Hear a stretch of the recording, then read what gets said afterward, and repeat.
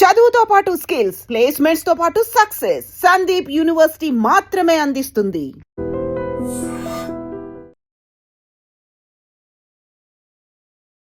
First నేను director అనుకున్నాను, open చేసి చూస్తే లేదు జాతిరత్నాలు, విరాట పర్వం వీటిలో కూడా యాక్ట్ చేశారు.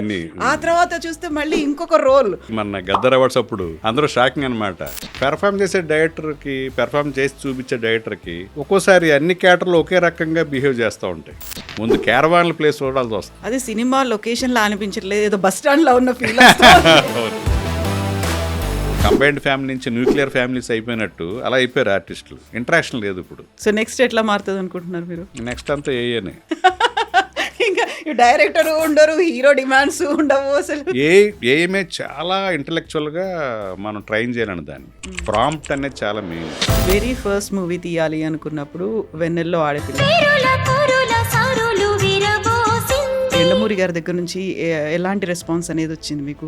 నేను నవలు రాయకుండా ఈ సినిమా ముందొచ్చుంటే హీరోయిన్ ఇంట్రడక్షన్ ఇలాగ చేసి ఉండేవాడిని అన్నాడు. తెలుగులో మీరు సినిమాలు తీస్తున్నప్పుడే కన్నడ సినిమా తీశారు. అందులో ఇక్కడ గుడుంబా శంకర్ ఒక సూపర్ స్టార్, పవన్ కళ్యాణ్, అక్కడ కూడా పునీత్ రాజ్ కుమార్ పవర్ స్టార్, ఇక్కడ పవర్ స్టార్, అక్కడ పవర్ స్టార్.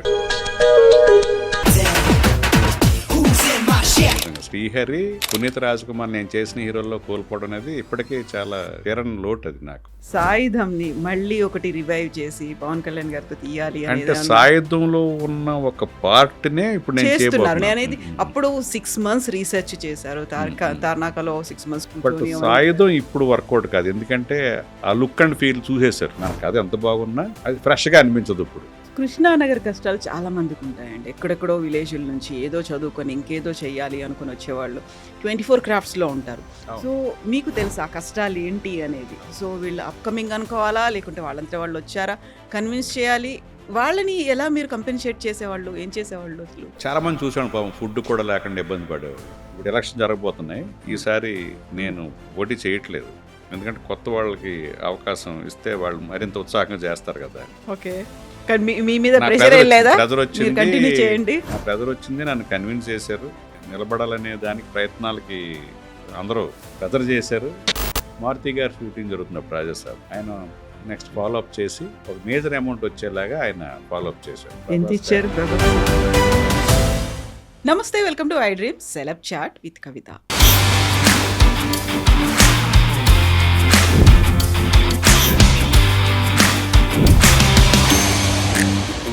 మనతో పాటుగా ఉన్నారు తెలుగు అండ్ కన్నడ సినిమాలకి దర్శకత్వం వహిస్తూనే అడపా దడపా చిన్న పాత్రలు చేస్తూ నటుడుగా రాణిస్తూనే తెలుగు డైరెక్టర్స్ అసోసియేషన్కి ప్రెసిడెంట్గా ఉన్నటువంటి వీరశంకర్ గారు. వీరశంకర్ గారు నమస్కారం అండి. ఎలా అయిపోయింది. యాక్చువల్గా ఫస్ట్ నేను డైరెక్టర్ అనుకున్నాను, ఓపెన్ చేసి చూస్తే లేదు జాతిరత్నాలు, విరాట పర్వం వీటిలో కూడా యాక్ట్ చేశారు. ఆ తర్వాత చూస్తే మళ్ళీ ఇంకొక రోల్, అంటే 3 రకాల డిఫరెంట్ రోల్స్ లో మీరు కనిపించారు. అసలు అదే మన గద్దర్ అవార్డ్స్ అప్పుడు అందరూ షాకింగ్ అనమాట. ఓదానికి ఒక క్యారెక్టర్ సంబంధం లేదు, చాలా బాగా చేసావని అంటే అడిగిన వాళ్ళకి చేస్తాం అంతే, పెద్ద ప్రొఫెషనల్ గా తీసుకుంది కాదన్నాను. ట్రాన్స్ఫార్మ్ ఎలా అవుతారు మరి అప్పుడు? బేసిక్గా ప్రతి డైరెక్టర్ యాక్టరేనండి. ఒక ప్రాజెక్ట్ పట్టుకోవాలంటే చాలా పెద్ద యాక్టింగ్ చేయాలి, ఈగోలు సాటిస్ఫై చేయాలి, ప్రొడ్యూసర్ ఈగోలు సాటిస్ఫై చేయాలి, హీరోలు ఈగోలు సాటిస్ఫై చేయాలి. కరెక్ట్ సార్ మీరు చెప్పింది కరెక్ట్ అని చెప్పి దాన్ని అడాప్ట్ చేసుకోగలగాలి, ఆ లౌక్యం తెలియాలి. సో ఆ లౌక్యం పాటిస్తానంటే ప్రతి డైరెక్టర్ పెద్ద యాక్టరే. సో ఈజీ మాకు యాక్టింగ్ చేయటం డైరెక్టర్లకి, అలాగా ఈజీగా ట్రాన్స్ఫార్మ్ అవుతాం. ఓకే, ఫస్ట్ మీరు యాక్ట్ చేసి చూపించాలి when you are directing a movie. ఆ తర్వాత ఇంకొకరి దర్శకత్వంలో మీరు నటిస్తున్నప్పుడు ఆ దర్శకుడు చెప్పింది వినాలి. థర్డ్ రోల్ ఏంటంటే మీరు డైరెక్టర్స్ యూనియన్కి, అసోసియేషన్కి మీరు ప్రెసిడెంట్గా ఉన్నారు అంటే అందరూ డైరెక్టర్ల దగ్గర, ప్రొడ్యూసర్ దగ్గర ఉన్నటువంటి కంప్లైంట్లను కూడా మీరు సాల్వ్ వస్తాయి కదా. సో మనం 2 types ఆఫ్ డైరెక్టర్స్ అండి. ఒకళ్ళు యాక్ట్ చేసి చూపించే ఒకళ్ళైతే వాళ్ళని సిచ్యువేషన్ చెప్పి మోటివేట్ చేస్తారు, ఎక్స్ప్లెయిన్ చేస్తారు ఇలాగని. సో అక్కడ ఒక వెటరన్ యాక్టర్కి మంచి స్పేస్ దొరుకుద్ది, వాడి నుంచి ఒక కొత్త పెర్ఫార్మెన్స్ వస్తుంది. పెర్ఫామ్ చేసే డైరెక్టర్కి, పెర్ఫామ్ చేసి చూపించే డైరెక్టర్కి ఒక్కోసారి అన్ని క్యారెక్టర్లు ఒకే రకంగా బిహేవ్ చేస్తూ ఉంటాయి, కాంట్రాస్ట్ ఉండదు క్యారెక్టర్ల మధ్య. సో కొందరు అది చేయగలుగుతారు, కొందరు డైరెక్టర్లు. సో గ్రేట్ డైరెక్టర్స్ ఇటు పెర్ఫామ్ చేసి చూపించే వాళ్ళు ఉన్నారు, అలా ఎక్స్ప్లెయిన్ చేసి వాళ్ళకి కావాల్సింది వాళ్ళ నుంచి రాబట్టుకునే డైరెక్టర్ కూడా ఉన్నారు. సో అలాగా నేను యాక్టర్గా వెళ్ళినప్పుడు డైరెక్టర్కి ఏది కావాలంటే అది, వాళ్ళు కాదు సార్ ఇలా కావాలంటే అలాగే చేస్తాం, ఆర్గ్యుమెంట్ చెయ్యి, మనం డైరెక్టర్ని మర్చిపోవాలండి అక్కడ. ఎందుకంటే డైరెక్టర్కి రెస్పెక్ట్ ఇవ్వాలి, రెస్పెక్ట్ ఇవ్వాలి డైరెక్టర్కి. ఎందుకంటే మనకు తెలుసు కదా, కెప్టెన్ ఆఫ్ ది షిప్ అంటాం, ఆయనకి ఏం కావాలో చేసి ఇవ్వాలి అంతే డైరెక్టర్స్. సో అతను లిబర్టీ సార్ మీరేమన్నా దీన్ని ఇంప్రూవ్ చేసుకోవచ్చు, మీరు ఓన్ చేసుకోండి డైలాగ్ అంటే అప్పుడు ఇలా చెప్పొచ్చా అని వాళ్ళు అడిగితేనే, లేకపోతే వాళ్ళు ఏం అడిగారో అది చేయటమే. ఓన్లీ డైలాగ్లో ఇంప్రూవ్మెంట్ అయినా, లేకపోతే ఆ స్టోరీ స్క్రిప్ట్ అలాంటి వాటిల్లో ఏదన్నా అంత లిబరల్గా ముందే వస్తారు, మనకు తెలిసిన చాలామంది వస్తారు నా దగ్గరికి. స్క్రిప్ట్ ఏదో డాక్టరీన్ లాగా వచ్చి సార్ మీ ఫీడ్బ్యాక్ ఇవ్వండి అంటే మనం తోచింది చెప్తూ ఉంటాం. బట్ మన స్పాట్కి వెళ్ళాక యాక్ట్ చేసేటప్పుడు అంత ఎలాబరేట్గా డిస్కస్ చేయరు మనతో, ఆ సీన్ గురించి చెప్తారు. వాళ్ళకి కన్విక్షన్ డైరెక్టర్లు ఉంటారు, నాకు ఎలాగే కావాలండి, మీ చాలా ఒక టోన్ డౌన్ చేయండి, అది కొంచెం లౌడర్గా వద్దు, నాకు కొంచెం న్యాచురల్గా కావాలి సార్, ఇలా అడిగేవాళ్ళు ఉంటారు. ఆ కన్విక్షన్ డైరెక్టర్లు ఉంటారు. కొంతమందికి లిబర్టీ ఇస్తారు మనకి, సార్ ఇది సార్ మీ డైలాగ్ మీ ఇష్టం సార్, అదే అప్ చెప్పాలని లేదు, మీరు ఓన్ చేసుకుని చెప్పండి సార్ అని చెప్తారు. ఇలా చెప్పొచ్చు అంటే ఇది బాగుంది సార్ చెప్పండి అంటారు. So different type of directors ఉంటారు, వాళ్ళ వర్కింగ్ స్టైల్ కూడా డిఫరెంట్గా ఉంటుంది ఒక్కొక్కరు. ఎగ్జాక్ట్లీ. ఇప్పుడు ఆల్రెడీ మీరు ఎస్టాబ్లిష్డ్ అక్కడ కన్నడలో 100% స్ట్రైకింగ్ రేటు చేసినటువంటి 2 సినిమాలు, ఒకటి సూపర్ డూపర్ హిట్ అయితే ఒకటి బాగా ఆడింది, సక్సెస్ అయింది అనేది. తెలుగు సినిమాలు చేశారు. ఆ తర్వాత మీరు యాక్ట్ చేసినటువంటి సినిమాల్లో ఆ దర్శకులు ఎవరైతే ఉన్నారో వాళ్ళు మరీ మీకంటే చాలా యంగ్ ఏజ్ లో ఉన్నవాళ్ళు, ఆల్రెడీ మిమ్మల్ని మీకంటే చాలా చిన్నవాళ్ళు, ఆర్ఎల్స్ వాళ్ళు వెరీ ఫస్ట్ సినిమాగా తీస్తున్న వాళ్ళు, డెబ్యూ లాగా ఉన్నవాళ్ళు, వాళ్ళు మిమ్మల్ని ఎట్లా ట్రీట్ చేసేవాళ్ళు అసలు? చాలా రెస్పెక్ట్ ఇస్తారు. అంటే నేను చేసేది ఒక 4-5 days క్యారెక్టర్ అయినా అది వేరే యాక్టర్ చేస్తే ఇంత గౌరవం ఉండదు వాళ్ళకి. బట్ ముందు మనం ఒక డైరెక్టర్ అనే ఒక రెస్పెక్ట్ మాత్రం విపరీతంగా ఇస్తారు. మీరు ఫ్రీగా ఉండండి, నాకేం టెన్షన్, మేము అక్కడ కూర్చుంటాను పర్లేదు, మీరు రెడీ అని అక్కడి నుంచి మీరు ఎలా అంటే చాలు నేను వస్తాను అని చెప్పినా సార్ లేదు సార్ మీరు రెస్ట్ తీసుకోండి సార్, నా క్యారవాన్లో ఉండటం ఇష్టం ఉండదు నాకు. షూటింగ్ జరుగుతుంటే ఆ అట్మాస్ఫియర్లో కూర్చోవాలని ఉంటుంది నాకు. వాళ్ళేం లేదు సార్ డస్ట్ అది వస్తుంది, మీరు అక్కడ ఉండండి అంటే, సరే మేకప్ ఏమన్నా పాడవద్దని వెళ్ళటమే తప్ప నాకు అసలు క్యారవాన్లో కూర్చోవాలనే మనసు రాదు, షూటింగ్ అట్మాస్ఫియర్లో కూర్చోవాలని ఉంటుంది. సో రెస్పెక్ట్ మాత్రం విపరీతంగా ఇస్తారు. సో ఆ చేంజ్ కనిపించిందా మీరు తీసినటువంటి సినిమాలకి? అప్పుడు క్యారవాన్లు ఉండేవా, ఇప్పుడు వచ్చినటువంటి సినిమాల్లో క్యారవాన్లు కనిపిస్తున్నాయి? నేను గుడుంబా శంకర్ నుంచి స్టార్ట్ అయ్యానండి. గుడుంబా శంకర్, నమ్మ బసవ, అంతు ఇంత ప్రీతి బంధు, మన కొర టైంకి క్యారవాన్ స్టార్ట్ అయింది. బట్ ఒక పెద్ద ప్రొడక్షన్ కంపెనీకి వెళ్తే ఒక 4 or 5 ఉండి, ఇప్పుడు ఒక్కోసారి 10, 12 కూడా ఉంటున్నాయి. ఇప్పుడు క్యారవాన్ అనేది ఒక ప్రెస్టేజ్ ఇష్యూ అయిపోయింది. క్యారవాన్ ఇస్తే స్టూడియోలో కూడా క్యారవాన్లోనే ఉంటున్నారు, అక్కడ రూమ్స్ ఉంటాయి, మేకప్ రూమ్స్. లేదు మాకు క్యారవానే కావాలి, అది ఒక ప్రెస్టేజ్ ఇష్యూ అయ్యేది కొంతమంది యాక్టర్లకి. అలాగా ఎంటర్టైన్ చేస్తున్నారు. అది కాస్ట్ కట్టింగ్లో అక్కడ ఉన్న రూమ్స్ ఇవ్వచ్చు, మేకప్ రూమ్స్. కొంతమంది క్యారవాన్ ఇస్తేనే మాకు గౌరవించినట్టుగా ఫీల్ అయ్యే యాక్టర్లు ఉన్నారు కొంతమంది. అది కొంచెం ప్రొడ్యూసర్లకి, మీడియం బడ్జెట్ సినిమాలు, లో బడ్జెట్ సినిమాలు చేసేవాళ్ళకి కొంచెం ఇబ్బంది. ఎందుకంటే విపరీతంగా అది నాట్ ఓన్లీ దాని హైర్, మళ్ళీ బత్తాలు ఉంటాయి, డీజిల్ ఉంటుంది, దాన్ని మళ్ళీ ఆ ప్లేస్ చూసుకోవాలి పర్ఫెక్ట్గాను, మళ్ళీ దగ్గర పెట్టుకోవాలి. అన్ని చోట అలా కుదరదు లొకేషన్స్.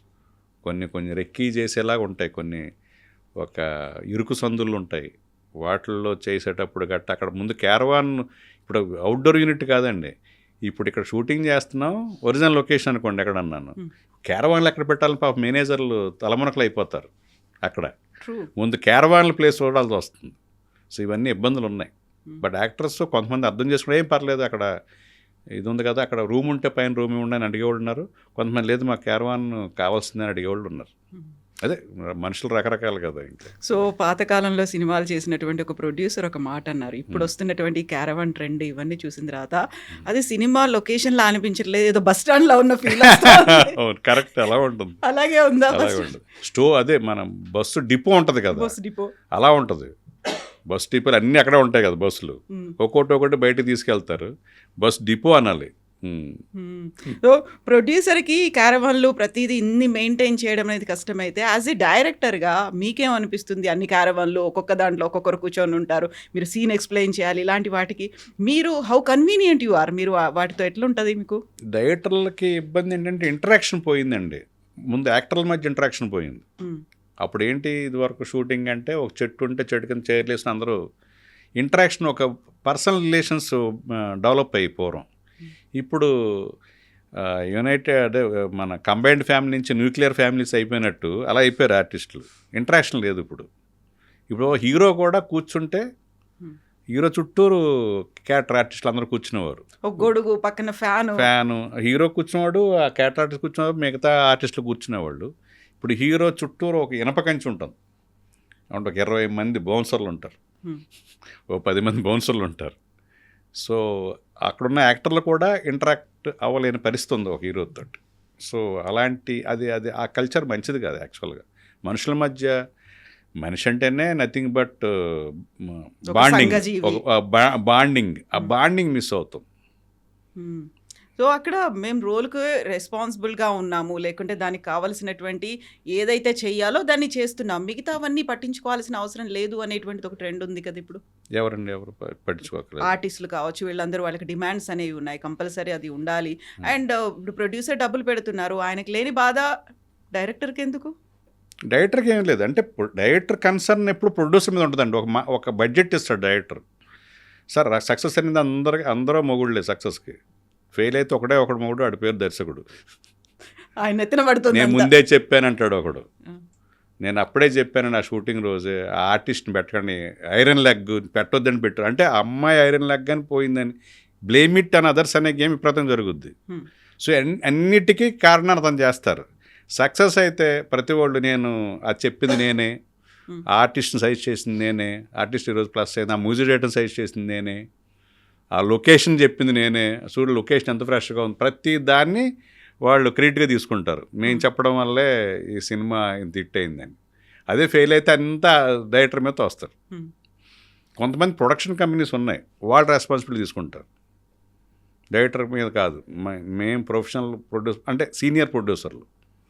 సో ఇది రెస్పాన్సిబిలిటీ నాదే, నాకు నచ్చి చేశాను, నా జడ్జిమెంట్ ఫెయిల్ అని కొంతమంది ఉన్నారు ప్రొడ్యూసర్లు అలా. సో అప్పుడు మీ క్రియేటివిటీ అనేది మీకంటూ ఒక స్టోరీ రాసుకున్నప్పుడే ఒక థాట్ అనేది ఉంటుంది, దీనికి వీళ్ళు సెట్ అవుతారు, దీనికి మ్యూజిక్ అయితే ఇలా అయితే బాగుంటుంది, వీటికి ఈ లొకేషన్స్ ఉంటే బాగుంటుంది. ఈ టూ మచ్ ఇన్వాల్వ్మెంట్ అయిన తర్వాత ఈ హీరోయిన్నే పెట్టుకోవాలి, లేదు ఈ మ్యూజిక్ డైరెక్టరే ఉండాలి, ఇలాంటిది అన్నప్పుడు ఫేస్ చేసేటువంటి కష్టాలు ఉంటాయి కదా, లోపల ఒక ఫీల్ అవుతూ ఉంటారు దీనికి వీళ్ళైతే. ఎవల్యూషన్ థియరీ అండి. ఫస్ట్ అంతా ప్రొడక్షన్ స్టూడియోస్, ఫస్ట్ స్టూడియోలో హీరోలు కూడా జీతాలు చేసేవాళ్ళు. వాళ్ళు ఒక ఎమినెంట్ రైటర్స్ ఉండేవారు అప్పట్లో, సాహిత్య రంగం నుంచి సినిమా ఫీల్డ్కి వచ్చిన వాళ్ళు, పెద్దవాళ్ళు. వాళ్ళందరితోటి స్క్రిప్ట్లు తయారు చేయించేవాళ్ళు. ఆ స్క్రిప్ట్ అయిన తర్వాత ఈ స్క్రిప్ట్కి ఏ డైరెక్టర్ పనికొస్తే అప్పుడు డైరెక్టర్ని హైర్ చేసేవాళ్ళు. అతను వచ్చాక దాన్ని మళ్ళీ ఆ స్క్రిప్ట్ని ఏదైనా చిన్న మార్పులు చెరుపులు వాళ్ళ అనుమతితోటి, స్క్రిప్ట్ రైటర్స్ అనుమతితోటి మార్చేవాడు. డైలాగ్ మార్చాలన్నా ఆ డైలాగ్ రైటర్ అనుమతి కావాలి, పక్కన ఉండాలి, కన్విన్స్ అవ్వాలండి. వాళ్ళు ఇచ్చేసి ఎవరో ఇంటి దగ్గర ఇంకో సినిమా చేస్తున్నా వాళ్ళకి ఇన్ఫార్మ్ చేసేది మారుస్తుందని చెప్పాలి. డైరెక్టర్ అంటే ఎగ్జిక్యూషనే, ఆర్టిస్ట్ నుంచి పెర్ఫార్మెన్స్ తీసుకోవటం, దాని మీదే ఫోకస్ ఉండేది. తర్వాత మెల్లిగా డైరెక్టర్ల హవా వచ్చింది, డైరెక్టర్లకు స్టార్డమ్ వచ్చింది. డైరెక్టర్లు స్టార్లు మేము తయారు చేస్తామన్న రేంజ్కి వచ్చారు. ఆ డైరెక్టర్ల నుంచి అలాగే మెల్లిగా స్టార్స్ చేతిలోకి వెళ్ళింది. సో ఒక ప్రొడ్యూసర్కి మనం కథ చెప్పడం కదా, నాకెందుకు అవి చెబుతావు, ఇదిగో పలానా హీరోలకి మార్కెట్ ఉన్న హీరోలు వాళ్ళు, నువ్వు ఎవరో ఒకరిని తీసుకొచ్చా నాకు నేను చెప్పక్కలేదు, వాళ్ళకి నచ్చేది చాలు అనే ప్రపోజల్ మేకింగ్కి వచ్చేసారు కొంతమంది. ఇప్పుడు ఆ ట్రెండ్ నడుస్తుంది. దీంతోపాటు సంతోషకరం అంటే మా డేటాలు కూడా ఆ స్టార్ స్టేటస్ అనుభవించే వాళ్ళు కొంతమంది ఉన్నారు, పాన్ ఇండియా లెవెల్లో సక్సెస్ అయ్యి. సో వాళ్ళు కొంతమంది ఒక 4-5 ఉన్నారనుకోండి, వాళ్ళ కోసం హీరోలు కూడా వెయిటింగ్గా ఉంటారు. సో మిగతా డైరెక్టర్లకి, మిగతా సెకండ్ టైర్ డైరెక్టర్లకి అవకాశం రావాలంటే ప్రొడక్షన్ కంపెనీ కాదు, హీరోకి వెళ్ళి హీరో ఓకే అంటే నేను ఆ డైరెక్టర్తో చేస్తానంటే ఆ ప్రొడక్షన్ కంపెనీ చేసి తీరుతుంది, ఎందుకంటే మార్కెట్ ఉంటుంది హీరో. సో ఇదంతా ఎవల్యూషన్ థియరీ అలా వచ్చి ఇప్పుడు ఆ ట్రెండ్ నడుస్తుంది. సో నెక్స్ట్ ఎట్లా మారుతుంది అనుకుంటున్నారు మీరు? నెక్స్ట్ అంతా ఏఏనే. డైరెక్టర్ ఉండరు, హీరో డిమాండ్స్ ఉండవు అసలు. ఏమే చాలా ఇంటలెక్చువల్గా మనం ట్రైన్ చేయాలండి దాన్ని. ప్రాంప్ట్ అనేది చాలా మెయిన్ ఇక్కడ. ఇప్పుడు వస్తున్నాయి కదా, అంటే ఈ రోజు ఉన్న ఎవల్యూషన్ రేపటికి మారిపోతుంది, అప్డేట్ అయిపోతుంది రేపటికి వెళ్ళాడు. ఇప్పుడు ఇది వరకు జనరేషన్ గ్యాప్ అనేది 10 years ఉండేది, తర్వాత 4 years వచ్చింది. బీటెక్ ఫస్ట్ ఇయర్ స్టూడెంట్కి బీటెక్ అవుట్ గోయింగ్ స్టూడెంట్కి జనరేషన్ గ్యాప్ ఉంది ఇప్పుడు. అలాంటిది ఇప్పుడు ఏఏలో నిన్న ఉన్నది ఈ రోజు లేదు. సో ఈరోజు రేపు ఏం లేదు, ఇంకొక 4-5 నెలల్లో ఏది ఏఏలో జనరేట్ చేసిందో ఏది ఒరిజినల్ మీరు చెప్పలేరు. ఇప్పటికే మారిపోతా వస్తుంది, వీడియోస్ అన్ని బయటకు వస్తున్నాయి. మ్యూజిక్లోను, వీడియో జనరేషన్లోను అసలు అతిపెద్ద రెవల్యూషన్ ఏఏ. సో ఒక డైరెక్టర్ అడిగాడట, నాకు ఆ హీరో ఒకరోజు ఫోటోషూట్ ఇస్తే చాలు మొత్తం సినిమా చేసేస్తాను నేనని. ఒక ఫోటోషూట్ చాలు, ఒక రోజు ఫోటోషూట్కి వస్తే చాలు, కాస్ట్యూమ్స్తో చేస్తే సరిపోతుంది. అంతే, కాస్ట్యూమ్ కూడా అదే మార్చేస్తుంది, ఇంకా అవసరం లేదు, జనరేట్ చేస్తుంది మొత్తం. మరి అలాంటప్పుడు డైరెక్ట్ హీరో కూడా ఎందుకు ఆ పని కూడా చేసేస్తుంది కదా. షాక్ అయ్యారు. అంటే ఇప్పుడు రైట్, మన కాపీ రైట్ ఉంటుంది కదా, వాళ్ళ అనుమతి లేకుండా వాళ్ళని రీజనరేట్ చేయలేం కదా, చేయకూడదు. ఇప్పుడు రూల్స్ అయ్యి కదా, అందరూ కోర్టులో కేసులు వేస్తున్నారు కదా, మా పర్మిషన్ లేకుండా మాది వీడియో జనరేట్ చేశారని వస్తున్నాయి కదా, ఇప్పుడు అన్నీ అయ్యి కాపీ రైట్లు చేస్తారు. సో అలా కూడా ఆర్టిస్టులు రేపొద్దున్న బ్రహ్మాండంగా అర్న్ చేయొచ్చు. జస్ట్ వాళ్ళ ఇమేజ్, వాళ్ళకి వచ్చిన క్రేజ్ని సరే చేసుకో నా పేరు మీద అంటే ఇంట్లో హ్యాపీగా ఫ్యామిలీతో వెకేషన్కి వెళ్తే కూడా ఇక్కడ ఒక సినిమా రెడీ అవుతుంది, వాయిస్ కూడా జనరేట్ అయిపోతుంది, కుప్పలు తెప్పలుగా సినిమాలు వచ్చేస్తాయి కదా అప్పుడు, విపరీతంగా వస్తాయి. కానీ ప్రాంప్ట్ అనేది చాలా మెయిన్ అండి ఏఏలో. అది ఒరిజినాలిటీని ఎన్హాన్స్ అయ్యేలాగా ప్రాంప్ట్ ఇవ్వటం అనేది చాలా మేజర్ పార్ట్. మీకు ఇప్పటికే మా దగ్గరికి ఏఏలో మేము ప్రీవిజులేషన్ చేస్తామని వస్తుంటారు, అలా చూడగానే ఏఏ అని తెలుస్తుంది నాకు, మేము చేసి చూపిస్తాం, క్వాలిటీ తెలుస్తుంది, ఎలా ఉందండి ఇది ఒరిజినల్గా ఉంది సార్, డిఫరెన్స్ తెలియదు. మరి మీరు ప్రొఫెషనల్స్ మీరు వచ్చి ఏఏలా తెలిసేలాగా చూపిస్తే మరి మేమే చేస్తున్నాం కదా, మేము మా టీము డైరెక్షన్ డిపార్ట్మెంటు బీటెక్ చదివిన వాళ్ళు మేము చేస్తున్నాం కదా, మరి ఈ క్వాలిటీ ఇస్తే కదా మీకు ఇస్తాం జాబ్ వర్క్ అంటాం, మీకు చాలా బాగుందని అంటారు. సో అప్డేట్ అవ్వాలి, డైరెక్టర్స్ కూడా అప్డేట్ అయితేనే ఈ రోజుని. అంటే ఎమోషన్స్ ఎప్పుడు ఎవర్ గ్రీన్ అండి, హ్యూమన్ ఎమోషన్సే పోర్ట్రే అవుతాయి, బట్ టెక్నాలజీ అనేది దానికి అడాప్ట్ చేసుకోవడం, దాన్ని యూటిలైజ్ చేసుకోవడం అనేది తెలియాలి, లేకపోతే వెనకబడిపోతారు. ఒకప్పుడు ఇంటర్నెట్ని యూజ్ చేసుకోకపోతే ఎలా వెనకబడ్డారో, ఇప్పుడు ఏఏని ఏ రంగమైనా సరే యూజ్ చేసుకోకపోతే వాళ్ళు వెనకబడ్డట్టే. జాబ్స్ జనరేట్ అవుతాయి, జాబ్స్ పోతాయని ఏమి లేదు ఇందులో, అందుకుంటారు. ఒకప్పుడు ఒక బ్యాంకులో కంప్యూటర్ వస్తుందంటే బ్యాంక్ అంబులెన్స్ బయటకు వచ్చి ధర్నా చేశారు. జాబులు ఏమైనా మిస్ అయినా ఎన్ని జాబులు ఉన్నాయి బ్యాంకింగ్లో, ఎన్ని కంప్యూటర్లు వచ్చేసినాయి అందులో, ఒకటి వస్తే మొత్తం జాబులు పోతాయి అనుకునేవారు. సో ఇప్పుడు ఏఏ కూడా అందరికీ అపోహ ఏంటంటే చాలామంది రీప్లేస్ చేసేస్తాను, కానీ మళ్ళీ జాబ్ జనరేట్ అవుతాయి ఏఏ వల్ల విపరీతంగా. అది అన్నిట్లో వచ్చేస్తుంది ఏఏ. ఇప్పుడు అన్నిట్లలోకి వచ్చినప్పుడు క్రియేటివ్ ఫీల్డ్ని టచ్ చేయదు ఏఐ అనుకుంటే, ఏఐతో ఆల్రెడీ సినిమాలు కావచ్చు, సాంగ్స్ కావచ్చు, అన్నీ వస్తున్న తర్వాత అది ఫిల్మ్ ఇండస్ట్రీకి, మీలాంటి క్రియేటివిటీ ఉన్నటువంటి డైరెక్టర్లకి బూన్ ఆర్ బెయిన్ ఏదనుకుంటున్నారు మీరు? క్రియేటివ్ ఫీల్డ్లోకి ఎక్కువగా యూటిలైజ్ అయ్యేది అదే, క్రియేటివిటీ మందేనండి, అదే ప్రాంప్ట్. అది చేయలేదు, ప్రాంప్ట్ అది చేయలేదు, మనమే చేయాలి. ప్రాంప్ట్ మనకేం కావాలో అన్నీ ఫీడ్ చేసి పెట్టాలి, అన్నీ మనకి ఏం కావాలో అన్నీ చెప్పాలి, చెప్తేనే మనం కరెక్ట్గా తెలిస్తేనే మనకు కావాల్సింది వస్తుంది. అది క్రియేటివిటీయే, ఏం కావాలనేది. ఇప్పుడు కెమెరా ఉంటుందండి, కెమెరాలో ఎక్స్పోజర్ ఎంత పెట్టాలి, లేకపోతే ఏ లైటింగ్ కండిషన్లో మనం చెయ్యాలి, లైటింగ్ ఎలాగా ఇక్కడ సెటప్ చేయాలి, ఏ లైటింగ్ చేయాలి అనేది క్రియేటివిటీ కదా. లైట్స్ అన్నీ ఉంటే కెమెరా ఉంటుంది, అందరికీ ఉంటాయి, బట్ అది క్రియేటివిటీ కదా. ఏ సెన్సార్ అయితే బాగుంటుంది, వైడ్ స్క్రీనా లేకపోతే 30 frame స్క్రీన్లో వాడదామా ఈ సబ్జెక్టు, ఎన్ని సినిమాటోగ్రాఫరు, డైరెక్టరు, ఆర్ట్ డైరెక్టరు వీళ్ళ క్రియేటివిటీ అది. అదే కెమెరా ఒక ప్రాజెక్ట్లోనూ అదే కెమెరా వాడిన ఇంకో ప్రాజెక్ట్కి లాట్ ఆఫ్ డిఫరెన్స్ ఉంటుంది కదా, క్వాలిటీ ఇవ్వటంలో కానీ అది కానీ. అక్కడ క్రియేటివిటీయే అప్లై అవుతుంది. సో క్రియేటివిటీ లేకుండా ఏముండదు, బట్ క్రియేటివిటీతో పాటు వీటిని అడ్వాన్స్మెంట్ ఏదైతే ఉందో టెక్నాలజీ ఇప్పుడు ఏఏలో దాన్ని వాడుకోవడం రాకపోతే వాళ్ళు వెనకబడతారు. వాళ్ళ పాత పద్ధతుల్లో ఇప్పుడు వినాయలు వచ్చిందండి, ప్రింట్ వేసేస్తున్నారు, 1/2 hourలో అయిపోతుంది. ఇది వరకు పెయింట్ చేసేవాళ్ళు, ఈరోజు మన కటౌట్ కావాలంటే ఒక 5 రోజులు చేయాల్సి వచ్చేది. ఇప్పుడు ప్రింట్ చేస్తున్నారు, మొత్తం అంటించేస్తున్నారు, అరగంటలో గంటలు అయిపోతుంది.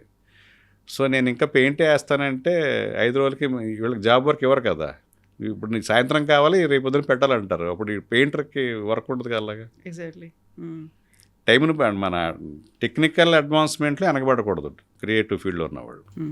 సో వీరశంకర్ గారు వెరీ ఫస్ట్ మూవీ తీసినప్పుడు వెన్నెల్లో ఆడపిల్ల యండమూరి వీరేంద్రనాథ్ గారి నవల ఆధారంగా తీశారు. అప్పటి నుంచి టిల్ డేట్ వచ్చినటువంటి మార్పులు, మీ జర్నీ, ఇవన్నీ చూస్తే ఒక్కసారి వెనక్కి తిరిగి చూస్తే ఏమనిపిస్తుంది? అదృష్టం కొద్దీ మేము వచ్చింది 88 అండి ఎస్టినేటర్గా. మేము వచ్చిన కొత్తలో మూవీ ఎలా ఉంది, రష్ నెగిటివ్ ఉంది, రష్ బ్లాక్ అండ్ వైట్లో ప్రింట్ చేశారు అప్పట్లో. అంటే కలర్ చేస్తే ఎక్కువ ఖర్చు అవుద్దని, రష్ే కదా అని బ్లాక్ అండ్ వైట్లో చేసేవాళ్ళు. ఆ మూవీలో సౌండ్లు విన్నాం, ఆ మూవీల మీద ఎలా మార్క్ చేస్తారో చూసాం, స్ప్లైజర్స్ చూసాం, రష్ని ఎలా స్ప్లైజర్తో కట్ చేస్తారు, నెగిటివ్ని ఎలాగా కట్ చేసి సిమెంట్ ఎలా చేస్తారు, మొత్తం అలాగే లూప్లని ఉండి ఆ లూప్స్ చేసి అక్కడ మనం ఈ డబ్బింగ్ ఏదైతే చేసామో ఆ డబ్బింగ్లు లూప్లో చేసి మళ్ళీ ఆటలని మళ్ళీ మూడు ట్రాక్లు ఉంటే ఆటలని లూప్ మళ్ళీ ఇంకో సౌండ్ ట్రాక్లు వేసి మళ్ళీ డైలాగ్ అంతా ప్రీమిక్స్ చేసేవాళ్ళం. అలాగే వీటికి సౌండ్స్ అన్నీ 80 రూమ్లో నుండి పంచ్ సౌండ్స్ అన్నీ, ఏది ఫైటర్స్కి, తర్వాత ఏదో మన టెలిఫోన్ సౌండ్లు, ఇలాంటివన్నీ కొన్ని సౌండ్లు ఇక్కడే వేసేవారు. వాటిని మళ్ళీ ప్రీమిక్స్ చేసేవాళ్ళం. ఇవన్నీ తీసుకెళ్ళి ఆర్ఆర్ అయిన తర్వాత అక్కడ ఆర్ఆర్ ఇక్కడ ఈ ట్రాక్ మళ్ళీ అక్కడ లైవ్ కొన్ని బర్డ్ సౌండ్స్ అను లేకపోతే బూట్ల సౌండ్ అను సింగ్ చేస్తూ అక్కడ ఓవర్ నైట్లో అంతా అయిపోయేది అక్కడ. సో ఆ ఎవల్యూషన్ నుంచి మూవీల నుంచి మన స్టీన్ బ్యాక్ చూసాం, స్టీన్ బ్యాక్ నుంచి యావిడ్ వచ్చింది, కంప్యూటరైజ్డ్ అయిపోయింది, టెలిసీనీ అనే సిస్టమ్ వచ్చింది రష్కి. నెగిటివ్ ఉండగానే టెలిసీన్లో చేసి టేప్లో పోస్ట్ ప్రొడక్షన్ చేసుకునేవాళ్ళం. టేప్లో మన ట్రాన్స్ఫర్ అయ్యేది ఫిల్మ్ అంతా రష్. అవన్నీ మనం యూమాటిక్, బీటా ఇవి ఉంటాయి కదా, అలాంటి టేపులు వాడేవాళ్ళు. వాటితో పోస్ట్ ప్రొడక్షన్ జరిగేది. సౌండ్ ఎఫెక్ట్స్ చేసారన్నా లేదా డబ్బింగ్ చెప్పాలన్నా కంప్యూటరైజ్ అయ్యి డబ్బింగ్. సో అక్కడి నుంచి ఇదిగో ఏ జనరేషన్ వరకు వచ్చాం. డిజిటల్ కెమెరాస్ వచ్చి నెగిటివ్ పోయి ఆ డిజిటల్ కెమెరాస్ రావటం వల్ల ఒక రష్ హార్డ్ డిస్క్లోకి వచ్చేసింది. ఈ హార్డ్ డిస్క్లు ఇక్కడ డబ్బింగ్ జరుగుతుంటే అక్కడ ఇంకొకటి సౌండ్ ఎఫెక్ట్ చేయొచ్చు, ఇంకో చోట. అప్పుడు రష్ ఒకటే ఉండేది, ఏదో ఒక చోట చేయగలిగేవాళ్ళు వర్క్, 1 by 1 చేయాల్సి వచ్చేది అక్కడ. ఇప్పుడు 4 చోట్ల కదా 5 చోట్ల హార్డ్ డిస్క్ పంపిస్తే ఆ రష్ అన్ని చోట్ల వర్క్ జరుగుతూ ఉంటుంది. ఆ ఎవల్యూషన్ వచ్చింది. వెరీ ఫస్ట్ మూవీ తీయాలి అనుకున్నప్పుడు వెన్నెల్లో ఆడపిల్ల అప్పటికే చాలా సూపర్ హిట్ అయినటువంటి ఒక నవలను తీసుకొచ్చారు, మీరు ఒక సినిమాగా చేస్తున్నారు.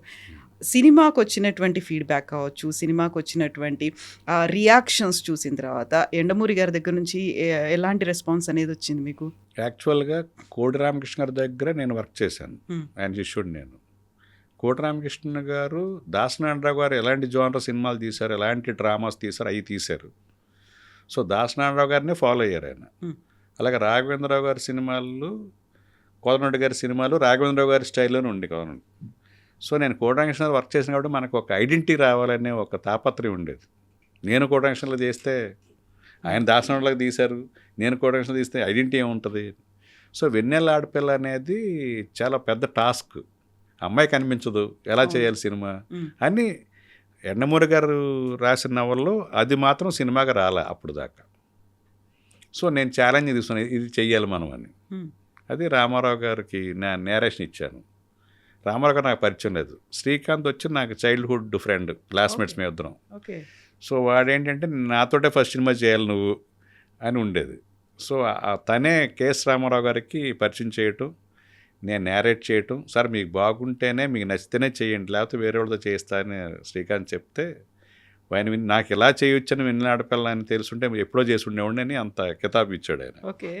సో అలా అది ఆ సినిమా చేసాం. ఆ సినిమా చేసిన తర్వాత యండమూరి గారు ఇన్వాల్వ్మెంట్ ఏం లేదు అప్పుడు డిస్కషన్లో, ఆయన లేదు. ఎందుకంటే ఆయన వెన్నెల ఆడపిల్ల నవల్ని ఆయన డీడీలో సీరియల్గా చేశాడు, ఆయన ఉన్నది యాస్టీజ్.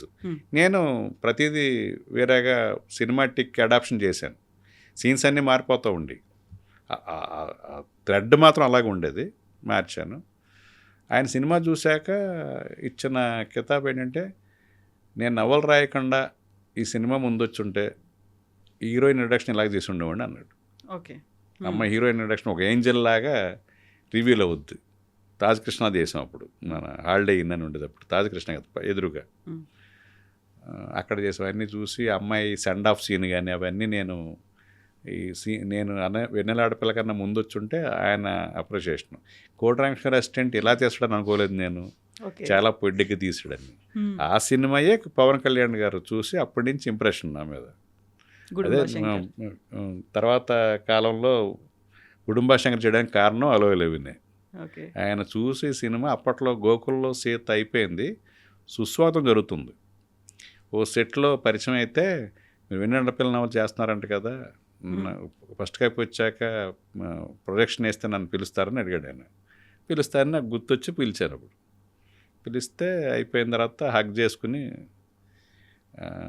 చాలా బాగా అడాప్ట్ చేశారు నవల్ని, ఎవరు ఇలా చేయలేరు, ఎవరికి ఐడియా రాదు ఇలాగా అని మంచి అప్రిషియేషన్. అది విపరీతమైన ఇష్టం అతనికి. క్యూరియస్గా ఎందుకున్నాడు ఆయన? వెన్నెల ఆడపిల్ల చదివారు. ఆ ఎండమూరి నవల్స్ అన్నీ చదివాడు కదా. అప్పుడున్న జనరేషన్ అంతా ఎండమూరి నవల్స్ చదవకుండా ఎవరున్నారు అప్పుడు? ఆయనకి అంత స్టాటస్ ఉండేది ఆయనకి. ఆయన చదివాడు, ఆయనకి ఇంట్రెస్ట్ అది. మనం సినిమాగా ఎలా చేస్తాం అనేది ఒక క్యూరియాసిటీ ఉండేది. అందుకడికి చూసి ఇప్పుడు నచ్చింది. నచ్చిన తర్వాత హగ్ చేస్తున్నాడు, వండర్ఫుల్ చేశాను. మా అమ్మను కూడా తీసుకురావచ్చు అంటే బ్రహ్మాండంగా తీసుకురావంటే ఆవిడ కూడా వచ్చి చూశారు. చిన్న వయసు అయినా చాలా బాగా చేశావు అంటే కొంచెం ఫిలాసఫికల్ టచ్ ఉంటుంది కదా లాస్ట్. చాలా బాగా తీసావు బాబు అని ఆవిడ కూడా నచ్చింది. ఆవిడ కూడా నవల్స్ బాగా చదువుతారు ఆవిడ కూడా. నేను నా మ్యారేజ్ ఫిక్స్ అయిన తర్వాత వెడ్డింగ్ కార్డు తీసుకుని వెళ్ళాను కళ్యాణ్ గారి దగ్గరికి. నిన్నే ఎండమూరి గారును కేఎస్ రామ గారు వచ్చారు, ఏదో కథ చెప్పారు నాకు, వీరశంకర్ గారు డైరెక్షన్ అయితే చేస్తా అని చెప్పాను అలాగే అన్నారు. ఓహో ఈయనకి ఇంట్రెస్ట్ ఉంది నా మీద అనుకున్నాను నేను. వచ్చాక నేను విజయవాడలో ఎవరు లక్ష్మీ ఫిలిమ్స్ బోస్ వాళ్ళకి వెడ్డింగ్ కార్డు ఇచ్చినప్పుడు ఇలాగ ఆయన ఇంట్రెస్ట్ చూపించాడు, సినిమా చెయ్యొచ్చా అంటే బ్రహ్మాండం చేయొచ్చండి, గోకుల సీత అంటున్నారు. వాళ్ళు ట్రేడ్ లాంగ్వేజ్ మాట్లాడతారు కదా. గోకుల సీత ఇక్కడ 10 lakhs షేర్ అన్నారు విజయవాడ, అంటే అప్పట్లో పెద్ద షేర్ అనమాట. చేసి బ్రహ్మాండంగా నేను దాని గురించి అని నేను చెయ్యొచ్చా ఎలా ఉంటుందని అడిగాను. నాకు ఈ రెవెన్యూ స్టాటిస్టిక్స్ అవసరం లేదు అన్నాను. బ్రహ్మాండంగా చేయొచ్చు మీరు. అప్పుడు వెళ్ళి వచ్చాక ఒక కథ చెప్పాను అనమాట. పెళ్ళికి వచ్చారు ఆయన? పెళ్ళికి ఆయన అక్కడ ఉన్నారు రాజస్థాన్లో. మా మ్యారేజ్ ఏమో తణుకు దగ్గర దోబా అక్కడ జరిగింది. తర్వాత మళ్ళీ వచ్చాక కలిసాము. అప్పుడు నేను ఒక కథ పట్టుకుని వెళ్ళాను. ఆ కథలో ఆయన కొన్ని చేంజెస్ చెప్పారు. ఆ చేంజెస్ చెప్తే కొంచెం కల్చరల్ షాక్ ఉంటుందని, లేదండి ఇలా చేస్తే డిస్టర్బ్ అవుద్దేమో సబ్జెక్టు, ఇంకోటి చేద్దాం అయితే మీకు నాకు నచ్చింది చేద్దాం అనేది, మీకు నాకు నచ్చిందే చేద్దాం అనేది గుడుంబా శంకర్ వరకు పట్టింది. సో కల్చరల్ షాక్ ఏంటి? అది అసలు యాక్సెప్ట్ చేయలేదు, ఇంకా రాలేదా అని నేను అనుకున్నా. అంటే అందులో ఒక కాల్గళ్ళతోటి ఒక లవ్ స్టోరీ ఉంటుంది. ఆ కాల్గళ్ళని హైర్ చేసి తీసుకొచ్చేది ఏంటంటే వాళ్ళ మరదల మీద రివెంజ్ కోసం. ఆ మరదలు వద్దు, స్ట్రైట్ అవే ప్రతి ఉమెన్ ఉంది కదా, అలా కాల్గళ్ళతోటి లవ్ స్టోరీ చేసేద్దాం అన్న.